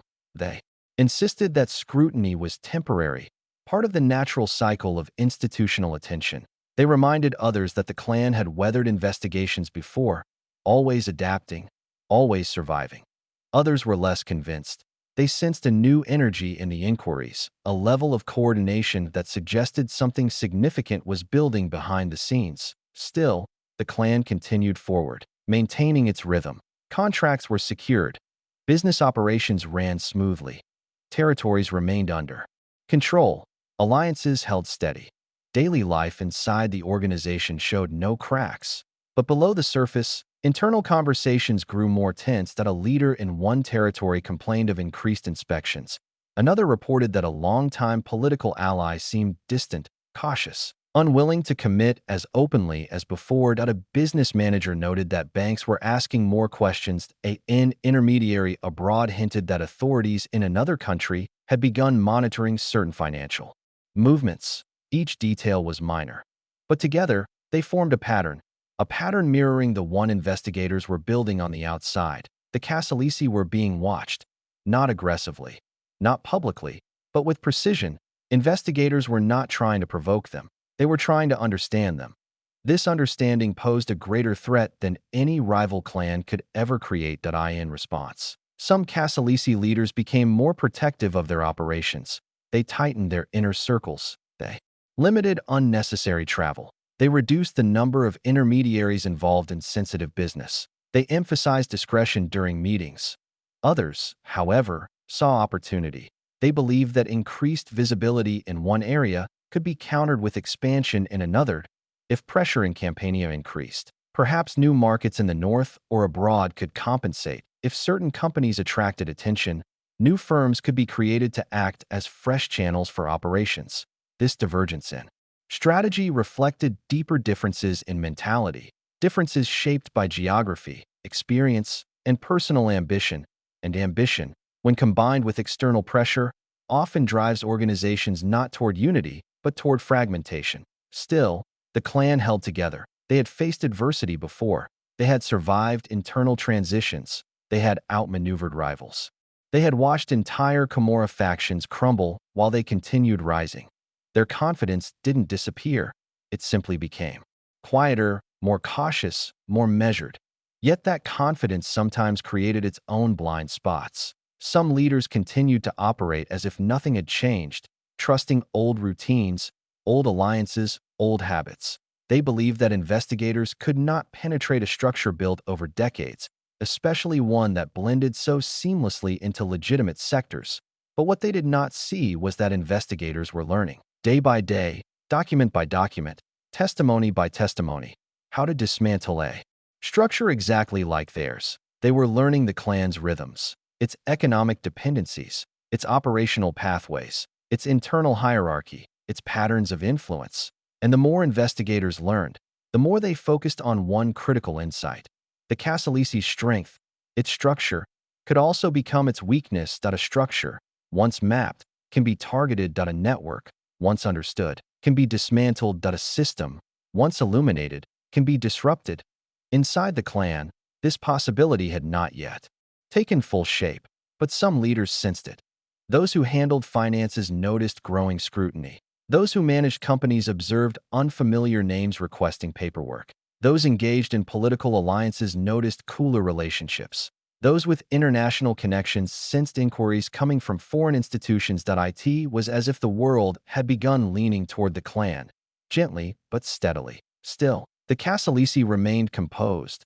They adjusted, they adapted, they relied on decades of experience navigating complex environments. But the truth was becoming unavoidable. The era of invisibility was ending. In the next segment, we examine how this rising scrutiny began exposing internal vulnerabilities, moments when the pressure from the state intersected with the ambitions and fears within the Casalesi, setting the stage for fractures that would soon loosen the clan's once unshakable unity. As scrutiny intensified, the Casalesi found themselves operating in an environment that felt subtly different from anything they had experienced before. Not hostile, not chaotic, but alert, as if the air itself carried the sense that something was watching, recording, and assembling pieces of a puzzle they had spent decades keeping scattered. For years, the clan believed that silence was their strongest weapon. Silence kept them hidden. Silence made them unpredictable. Silence allowed them to move through the world as part of its background rather than its foreground. But now, that same silence had become the focus of investigators determined to understand everything it concealed. Law enforcement agencies continued building their case slowly, methodically. They weren't rushing. They weren't confronting. They were observing. They allowed the Casalesi to continue operating, studying the way money moved, the way contracts were secured, the way decisions traveled through the organization. This kind of pressure was not felt in a single moment. It accumulated, quietly, patiently, and it shaped the internal atmosphere of the clan in ways no one could ignore. Inside the Casalesi, leaders began noticing cracks, not fractures, not conflict, but small signs of strain that suggested unity required more effort than before. A leader who once spoke confidently now hesitated before making decisions. Business partners who once cooperated freely now demanded additional assurances. Meetings that once lasted hours became shorter, quieter, more controlled. Individuals who once moved openly within the region began limiting their presence, calculating every appearance. The pressure was not enough to destabilize the clan, but it was enough to make its internal dynamics shift. For the first time, leaders began interpreting silence differently. Some saw it as a shield, believing that giving investigators nothing to examine would protect the clan indefinitely. Others saw silence as a warning, a sign that investigators were collecting information that had not yet surfaced. This difference in interpretation deepened the subtle divide within leadership circles. Those aligned with caution urged restraint. They argued that the clan should reduce its public footprint, scale back certain contracts, diversify into less exposed sectors, and avoid drawing attention. Those aligned with ambition argued that retreating would only signal weakness. They believed expansion was the best defense. If investigators looked too closely in one area, the solution was to open operations elsewhere, creating new channels and new opportunities that kept the clan flexible. Neither side openly disagreed with the other. That was not how the Casalesi operated. But the quiet tension between these perspectives began shaping decisions that in some territories. Operations slowed to in others. They accelerated. Some leaders tightened their networks. Others broadened them. This variation did not create instability, but it created inconsistency. And in a system as interconnected as the Casalesi, inconsistency is a quiet vulnerability. Investigators, meanwhile, intensified their efforts. Wiretaps were authorized on individuals once considered too peripheral to matter. Financial analysts received expanded access to banking records. Police units monitored transport routes used by clan-affiliated companies. That anti-mafia prosecutors built timelines that connected events from different provinces into a single narrative. Every discovery, no matter how small, strengthened their understanding. A phone call about a construction bid. A routine financial transaction to a company abroad. A land transfer between two firms with shared intermediaries. A name appearing in multiple unrelated testimonies. Each piece added clarity to a structure that had once been invisible. The Casalesi noticed the increased attention through the environment around them. Conversations with local officials became more formal, less familiar. Long-term business partners expressed subtle concerns about compliance checks. Potential allies hesitated to commit. Community members whispered about the number of investigations happening quietly in the region. The clan still maintained control. Their influence remained real, their systems intact. But they could feel the ground tightening, like a vast landscape slowly shifting beneath their feet. Inside the organization, leaders responded in different ways. Some became more secretive, removing themselves from day-to-day operations. They delegated tasks, reduced public exposure, and insulated themselves behind layers of intermediaries. Others became more active, attempting to tighten internal discipline. They held more frequent meetings, reinforced communication protocols, and emphasized loyalty. Still others looked outward, believing that expansion, particularly into northern Italy or international markets, could provide new stability if local pressure intensified. This divergence in behavior did not disrupt the clan, but it widened the gap between leadership philosophies. As different regions reacted differently. The once unified rhythm of the organization began to split into distinct patterns. These patterns reflected personal priorities, personal fears, and personal ambitions, each shaped by the leader's position and exposure. Yet even with this subtle fragmentation, the public facade of unity remained intact. No violence, no arguments, no open disagreements. Just a quiet, coordinated continuation of business, as if nothing had changed. But the truth was clear to those inside the core. The Casalesi were entering a period where every decision carried weight. Every alliance mattered. Every contract, every relationship, every message had the potential to influence the clan's future. They had built a system powerful enough to shape entire sectors of regional life. Now, that same system was being mapped, carefully, patiently, by institutions determined to understand it. The moment the clan feared most had not yet arrived. But its outline was visible. A future where the state would no longer be content to watch. A future where investigators would act. A future where the invisibility that once protected the clan would become impossible to maintain. In the next chapter, we explore how the growing visibility of the Casalesi collided with mounting investigative pressure, leading to a series of early confrontations that marked the beginning of a new era for the clan, one defined by scrutiny, exposure, and the first steps toward legal battles that would eventually reshape their destiny. Chapter 9. The First Cracks. The early 2000s marked a turning point for the Casalesi clan, a moment when the pressure that had slowly gathered around them began to take shape in ways they could no longer ignore.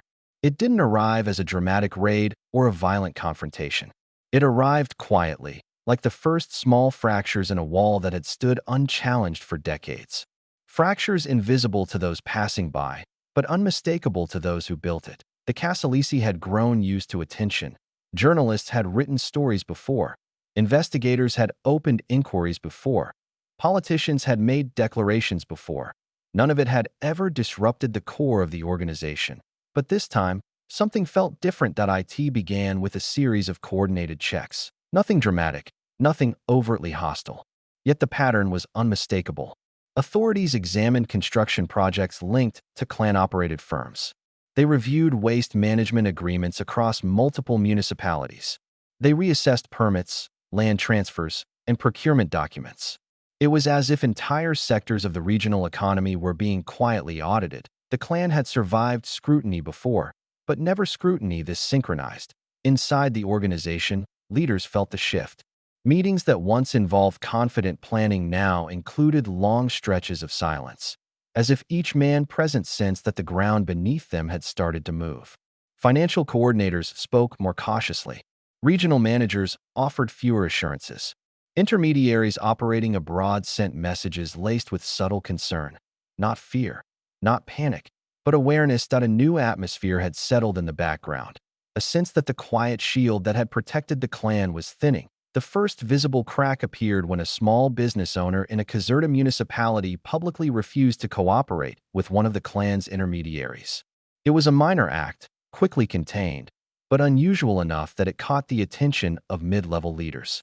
Public defiance was rare in territories where silence had shaped survival for generations. Another crack followed when a transport company long connected to clan operations suddenly faced unexpected regulatory pressure. Their permits were questioned. Their routes were reviewed. Their financial documents were requested with unusual urgency. These incidents were not coordinated by the clan's enemies.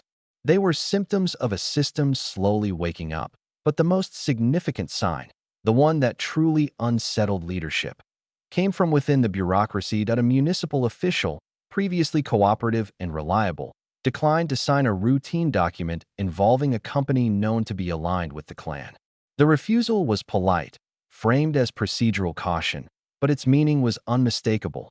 People were becoming careful. This shift in local behavior was more dangerous than any raid could be. Legal systems that once moved around the clan's influence were beginning to resist it. Public employees who once avoided attention were beginning to distance themselves. Institutions that once tolerated irregularities were beginning to address what they had long ignored. For the Casalesi, this quiet resistance was unsettling, not because it threatened them directly, but because it indicated that something deeper was changing in the region's psyche. Silence was no longer absolute. Inside the clan, leaders reacted in different ways. Some interpreted the change as manageable. They believed it reflected temporary tension, the result of media coverage or political shifts. They expected things to return to normal once the public focus moved elsewhere. Others sensed that these cracks were signs of something approaching, a larger effort that had not yet revealed itself. Still, the clan moved cautiously. They adjusted certain operations. They avoided unnecessary movements. They delegated sensitive tasks to trusted individuals.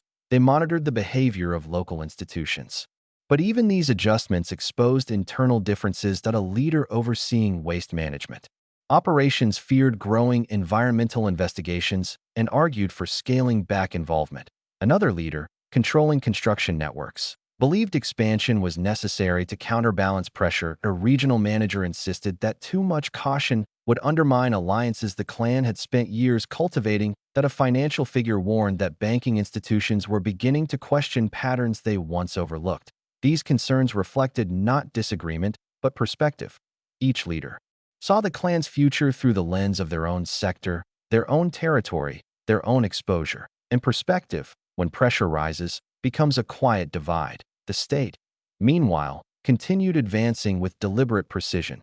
Investigators requested phone records that connected previously unlinked individuals.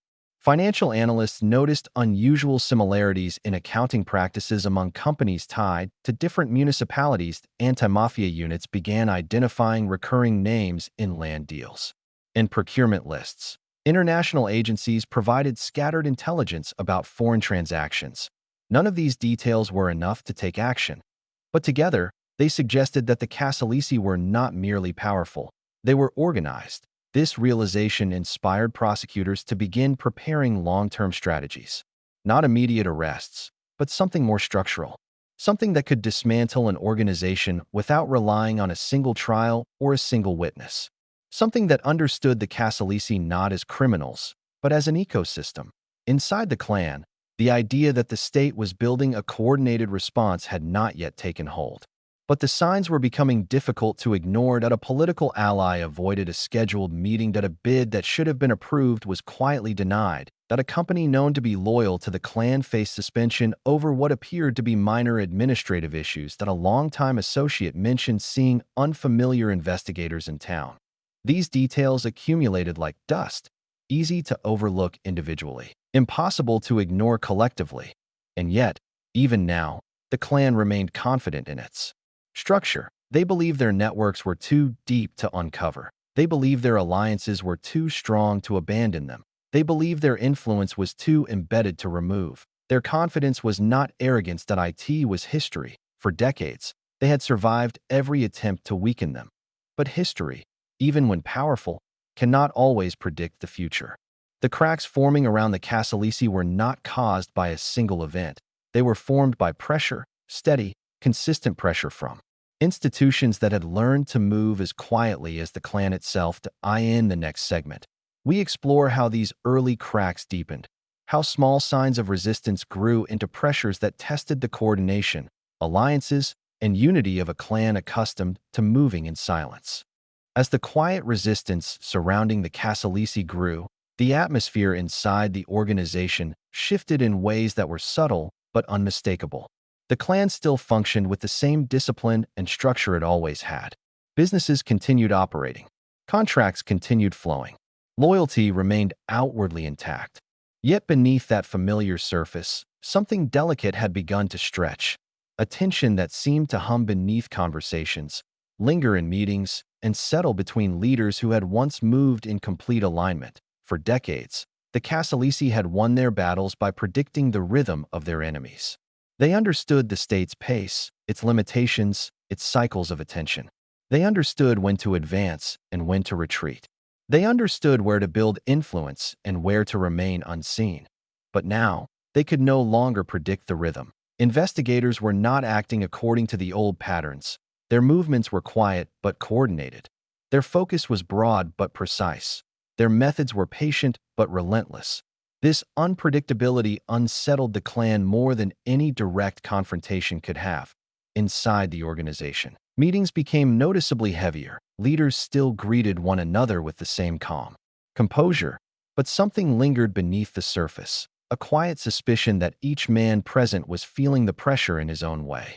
And though they did not speak of it openly, each one understood that the clan's greatest threat was no longer a rival faction or a violent dispute. That it was exposure. The early cracks forming outwardly began reflecting inward. One of the first internal signs appeared when a mid-level manager responsible for coordinating with municipal contractors hesitated to approve a routine transaction. His hesitation was brief, just a pause, a moment of uncertainty. But in a world defined by rhythm and certainty, even a moment was significant. Later that week, another intermediary reported that a local official had declined to sign a permit that had been approved many times before. It was framed as a procedural delay, But those familiar with the region's administrative patterns recognized the truth. People were becoming cautious. People who had long operated on quiet agreements were beginning to protect themselves. For the Casalesi, this signaled a shift far deeper than any visible investigation. When communities begin distancing themselves, when officials begin refusing quiet requests, when partners grow nervous under scrutiny, the foundation of silent influence begins to erode. And influence, far more than violence, had always been the clan's true power. Inside the organization, leaders began responding in ways that revealed their priorities and anxieties. Some argued for tightening operations, cutting back on risky contracts, reducing contact with certain officials, slowing expansion to avoid exposure. Others argued for pressing forward, securing new routes, accelerating investments abroad, strengthening alliances before the state could weaken them. This split was not open.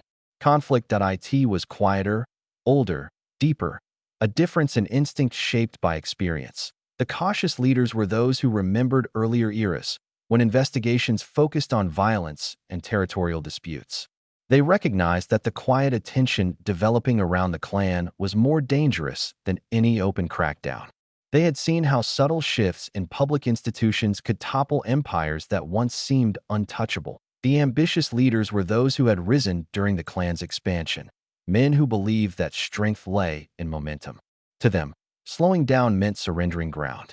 Visibility was a problem, yes, but expansion created new buffers, new markets, new protection. These two mindsets didn't clash openly. They simply coexisted with increasing discomfort. Quiet disagreements drifted through planning sessions.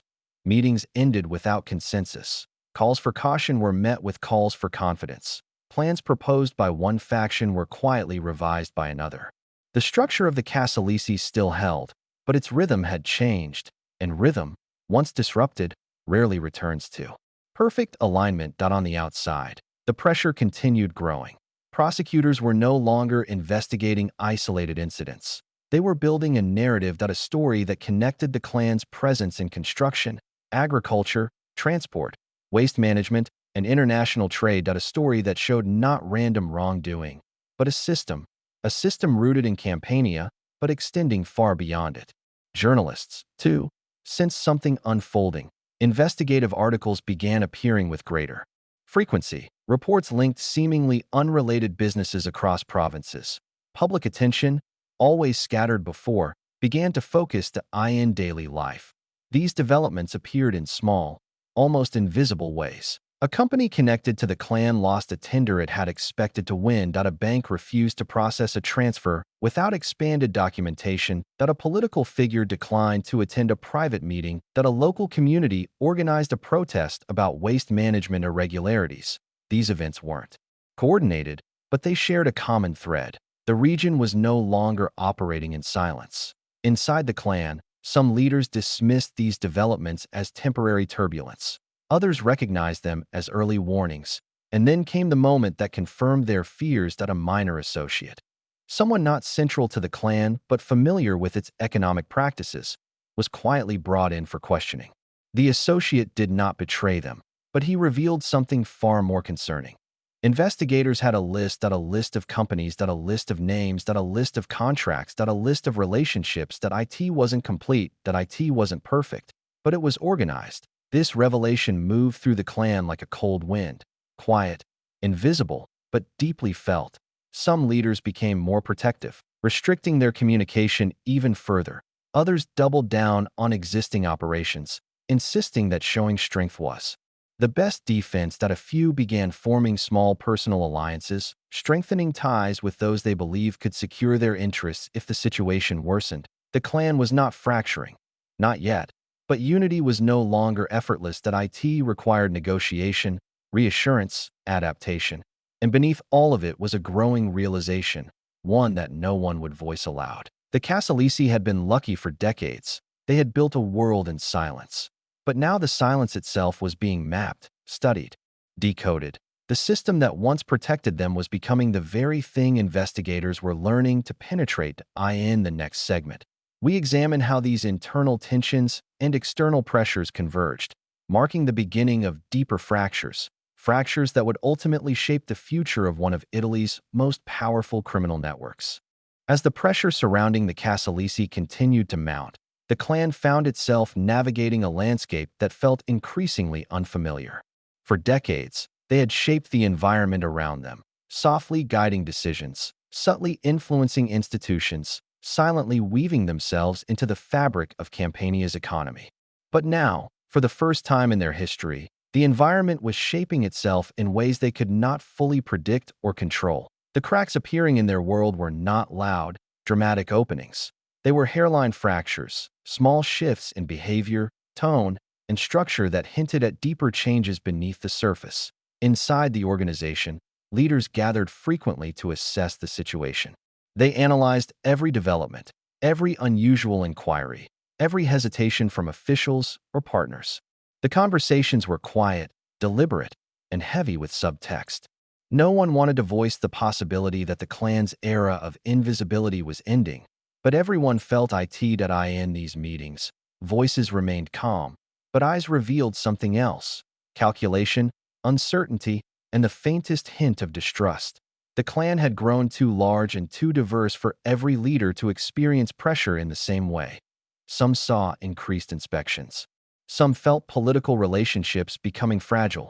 Some noticed financial irregularities drawing questions. Some observed greater police presence in their territories. Different pressures created different responses. One of the most significant internal changes emerged in the clan's decision-making process. Where once choices were made swiftly, with confidence and unity, decisions now required more negotiation, more discussion, more justification.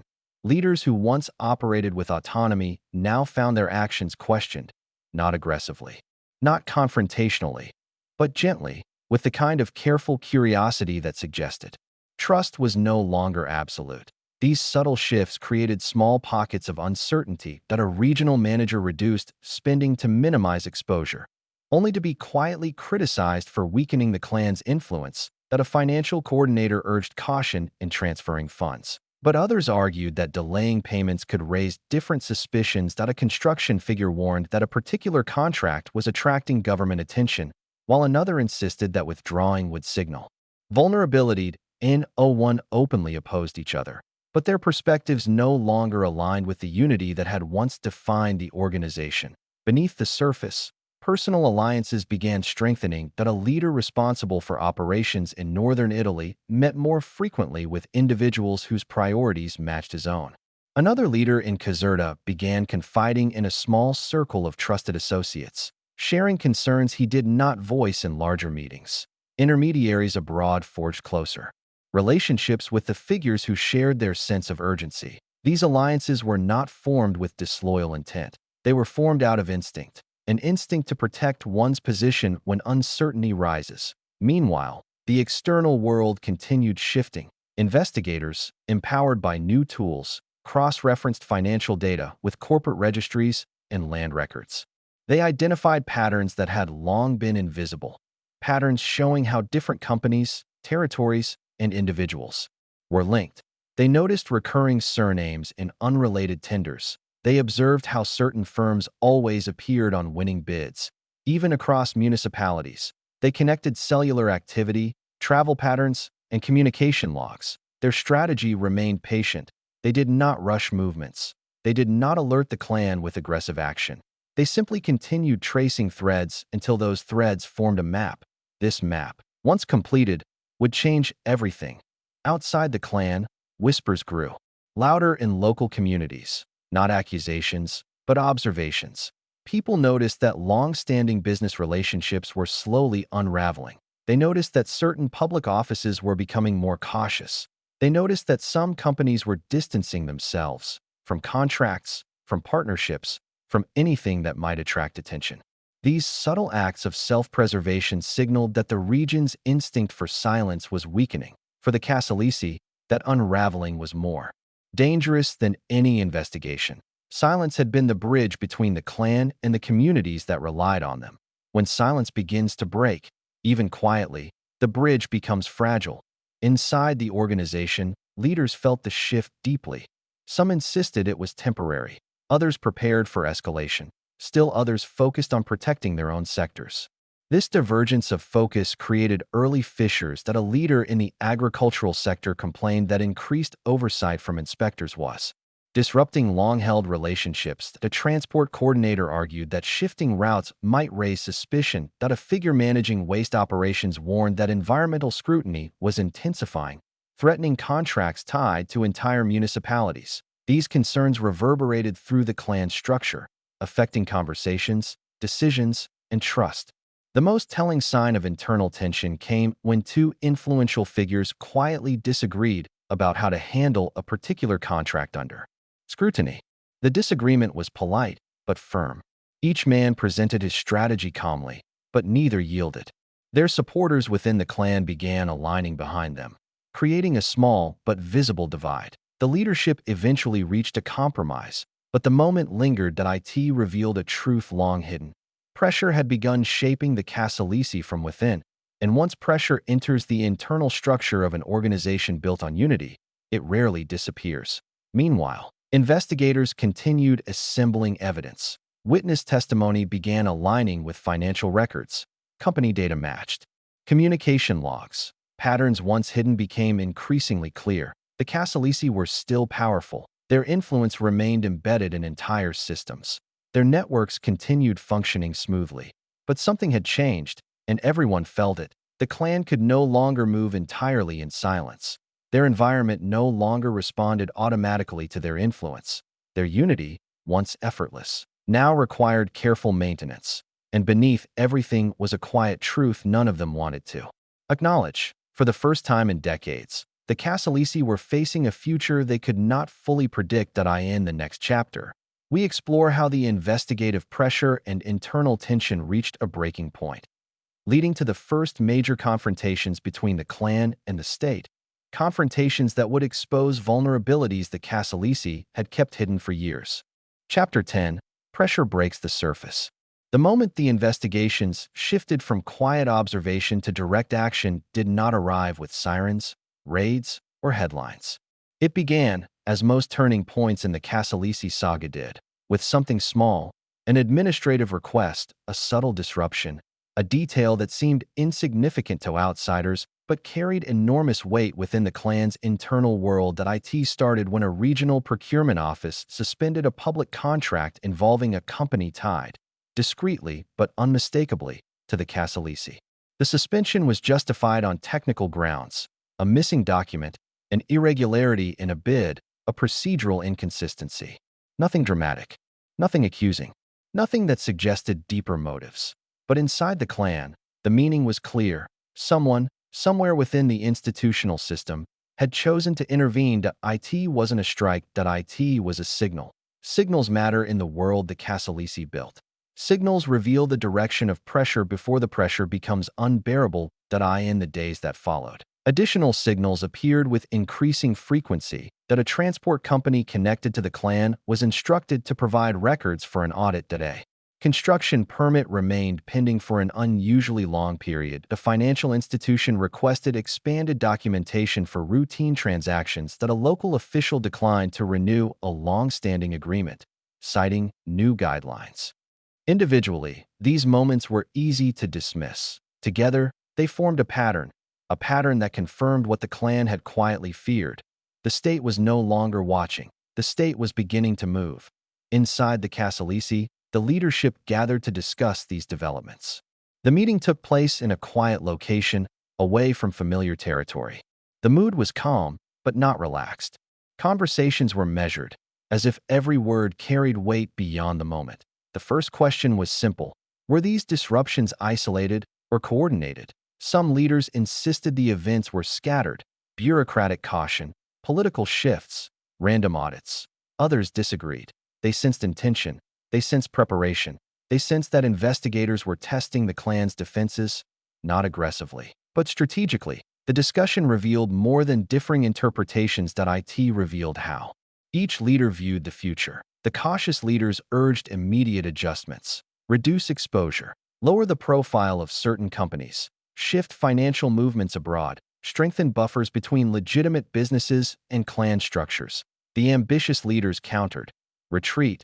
They argued: would weaken alliances that depended on consistency. Backing away now could signal vulnerability, inviting more pressure rather than avoiding it. Expansion, not withdrawal, would show the clan remained strong. These perspectives did not clash openly, but they created tension, subtle, yes, but undeniable. And in that tension, the clan's internal landscape began to change. Outside the organization, investigators made their first visible steps. They summoned a series of municipal employees for questioning, not about the clan directly, but about procedures, documentation, and oversight. The inquiries were framed as routine, but the questions were precise. They hinted that investigators were mapping connections between public contracts and private interests. At the same time, financial analysts flagged several transactions involving companies tied to the clan. Again, the actions were procedural, requests for clarification, confirmation, additional documentation. But these requests indicated that the financial networks, once secure through layers of complexity, were no longer invisible. Meanwhile, journalists began publishing early stories that connected the dots between certain public projects and companies linked to Caserta. These articles were not explosive. They were quietly written, carefully sourced, and subtle enough to avoid backlash. But their existence signaled something significant. People outside the clan's world were beginning to see patterns, patterns that had existed for years, patterns that had shaped the region's economy, patterns that had allowed the Casalesi to operate with unmatched influence. Now, those patterns were being discussed publicly, even if cautiously. Inside the clan, this shift created a new kind of pressure, not the fear of arrest, but the fear of exposure. Exposure undermines influence. Exposure weakens alliances. Exposure shakes the confidence of individuals whose cooperation depends on trust in the clan's control. This psychological pressure was more dangerous than any investigation that a political ally hesitant to speak too openly, that a business partner choosing to renegotiate terms, that a municipal employee delaying a signature that once came effortlessly, that a contractor asking questions they never asked before. These moments accumulated like weight on a structure already under pressure. Inside the Casalesi, leaders debated how to respond. Some proposed reinforcing alliances with strategic favors or promises. Others insisted that drawing attention to alliances would only make them more vulnerable. Some advocated accelerating certain projects before investigators gained too much ground. Others warned that rapid movement would be interpreted as panic. Every proposal revealed something deeper. The clan's internal unity was still intact, but no longer effortless. It required coordination. It required negotiation. It required reassurance. And reassurance, in an environment filled with uncertainty, becomes increasingly difficult to maintain. The most telling moment came when one of the clan's more cautious leaders privately admitted to a colleague that he no longer trusted the environment around him. Not because of betrayal, not because of conflict, but because the silence that once protected them had become unpredictable. In the clan's world, unpredictability is a warning. Yet even with these tensions, the Casalesi did not retreat. Their operations continued. Their businesses functioned. Their influence remained strong. But beneath the surface, everyone sensed the truth. Pressure had broken the surface that IT was no longer a distant threat, that IT was here, quiet, organized, and persistent. And once pressure becomes visible, it rarely fades. In the next segment, we explore how the state's first overt actions intensified pressure inside the clan, pushing leaders to make decisions that would reshape alliances, reveal vulnerabilities, and test the unity they had maintained for decades. The first overt movements by the state did not arrive with spectacle. They came through letters, formal notices, and procedural requests, mundane tools that carried extraordinary implications. To the public, these documents were routine. To the Casalesi, they were signs that the quiet scrutiny of previous years had matured into deliberate strategy. Authorities were no longer observing. They were probing. A construction consortium tied to the clan received a notice requiring detailed transparency for a major public project. The request seemed administrative, but its specificity revealed something more. Investigators already suspected irregularities. They simply wanted to confirm them. Soon after, another firm, one responsible for waste collection across multiple municipalities, was informed of an impending compliance review. The timing was unusual. The review process was unexpectedly thorough. Inspectors asked questions that hinted at prior knowledge of internal arrangements. The clan's leaders recognized the pattern immediately. These were not random audits. These were targeted moves designed to test their responses, measure their resilience, and expose their vulnerabilities without triggering panic. Inside the organization, the mood shifted from cautious awareness to something deeper, strategic tension. The Casalesi were still powerful, still capable, still embedded in the region's institutional fabric.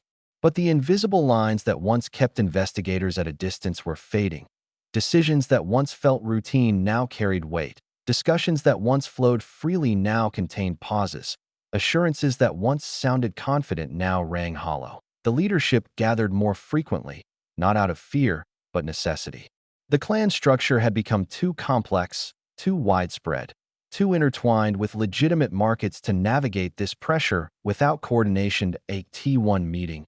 A prominent figure presented concerning news. Several municipal offices had quietly begun re-examining past contracts linked to clan-affiliated companies. No accusations, no charges, just quiet reviews. This was enough to unsettle even the most confident leaders. Re-examinations meant scrutiny. Scrutiny meant exposure. Exposure meant uncertainty. Another leader shared that he had sensed hesitation from longtime political allies. Meetings that once occurred behind closed doors happen now in public settings. Favors that once required a whisper now required formal requests. Connections that once flowed smoothly now felt strained. These small shifts formed a powerful message. People were protecting themselves. Inside the Casalesi, responses varied. Some leaders pushed for aggressive protection of their territory. Not violence, but reinforcement, renewed alliances, additional investments, tighter control over local institutions. They believed that visibility should be countered with strength. Others urged restraint. They argued that increased activity would only intensify scrutiny. Better to wait, to adapt quietly, to preserve influence through camouflage rather than confrontation. This difference in philosophy widened the gap subtly forming between factions within the clan. The assertive faction, which believed power must be demonstrated, the cautious faction, which believed power must be concealed. Both perspectives had merit. Both emerged from experience. Both reflected the clan's deep understanding of survival. But coexisting perspectives create friction, even when unspoken. Meanwhile, outside the clan, investigators continued escalating their efforts with deliberate precision. They traced the movement of funds across regional lines. They mapped the ownership structures of dozens of companies. They interviewed municipal employees under the guise of procedural audits. They studied patterns in procurement history that revealed how certain firms always emerged victorious. Their knowledge deepened. Their confidence grew. Their narrative became clearer. What impressed investigators most was not the clan's brutality, it was their structure. They saw an organization that operated like a corporation, with divisions, managers, territories, and strategic planning. This revelation changed the course of the investigation, and no longer were they looking to disrupt isolated operations. They were preparing to dismantle a system. Inside the Casalesi, this new understanding was mirrored by mounting internal strain that a regional manager reported that a subcontractor, once entirely loyal, had expressed concern about continuing to work with the clan's companies. The subcontractor didn't cite fear or moral awakening. He cited something more dangerous: oversight. Oversight, when it enters a system accustomed to silence, creates fractures. Another leader noted that international partners were asking more questions than usual. Some even hesitated to finalize shipments or financial transfers. Pressure was not confined to Campania. It was radiating outward. As these external stresses increased, the clan's internal structure became heavier to maintain.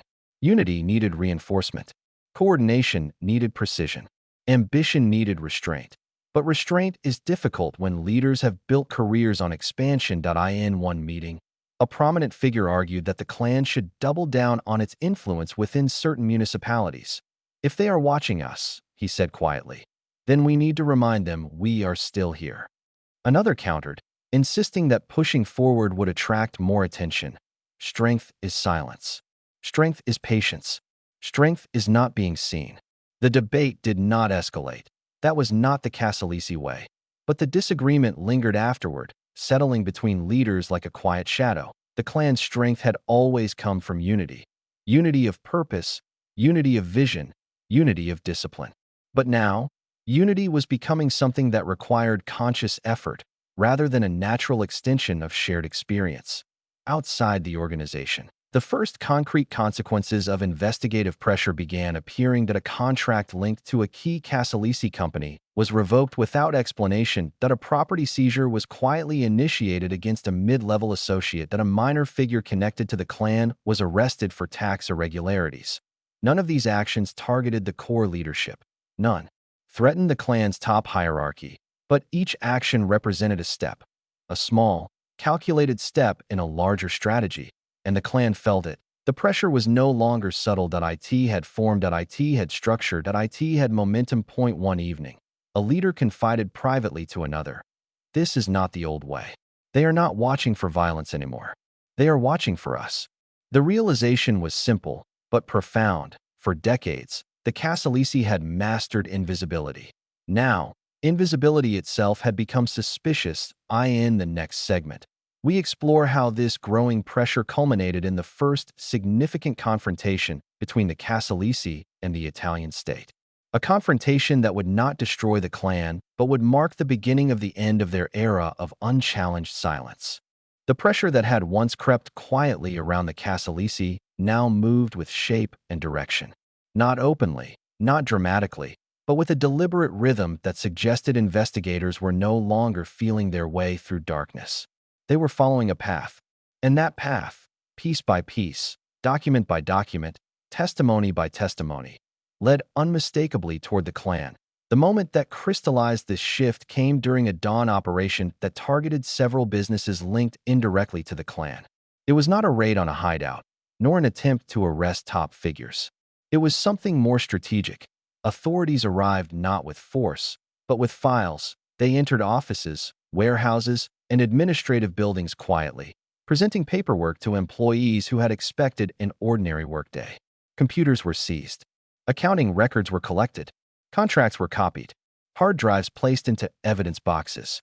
The actions were calm, controlled, methodical. To the public, the operation looked like a bureaucratic exercise. To the Casalesi, it was the first open step in a new kind of war. The clan reacted quickly, but carefully. Meetings were called. Phones were used sparingly. Internal communication shifted to trusted intermediaries. Sensitive operations were paused. Certain financial movements were delayed or rerouted. No one panicked. The Casalesi did not panic, but what they understood from this operation was far more alarming than any arrest. The state had grown confident enough to act without fear of retaliation. And confidence from institutions is a dangerous thing. Inside the organization, leaders analyzed every detail: which companies were targeted, which documents were taken, which employees were questioned. What areas of the clan structure did investigators seem most interested in? The answers revealed a pattern that was difficult to ignore. Authorities were targeting the clan's legal interface, the layer that disguised criminal operations beneath legitimate business. This was the layer that allowed them to win public contracts, manage large-scale enterprises, and operate across regional borders. It was the foundation of the clan's financial strength. Attacking this layer was not an attempt to damage the clan's criminal operations. It was an attempt to dismantle their legitimacy. And legitimacy, more than fear, was what sustained their influence. As leaders discussed the implications, tensions resurfaced. Some argued the clan needed to strengthen its presence in certain municipalities, reinforcing alliances and ensuring continued cooperation from officials. Others insisted they should withdraw temporarily from high-visibility projects to avoid further exposure. A few warned that the clan's reliance on large public contracts had created vulnerabilities that investigators had now learned to exploit.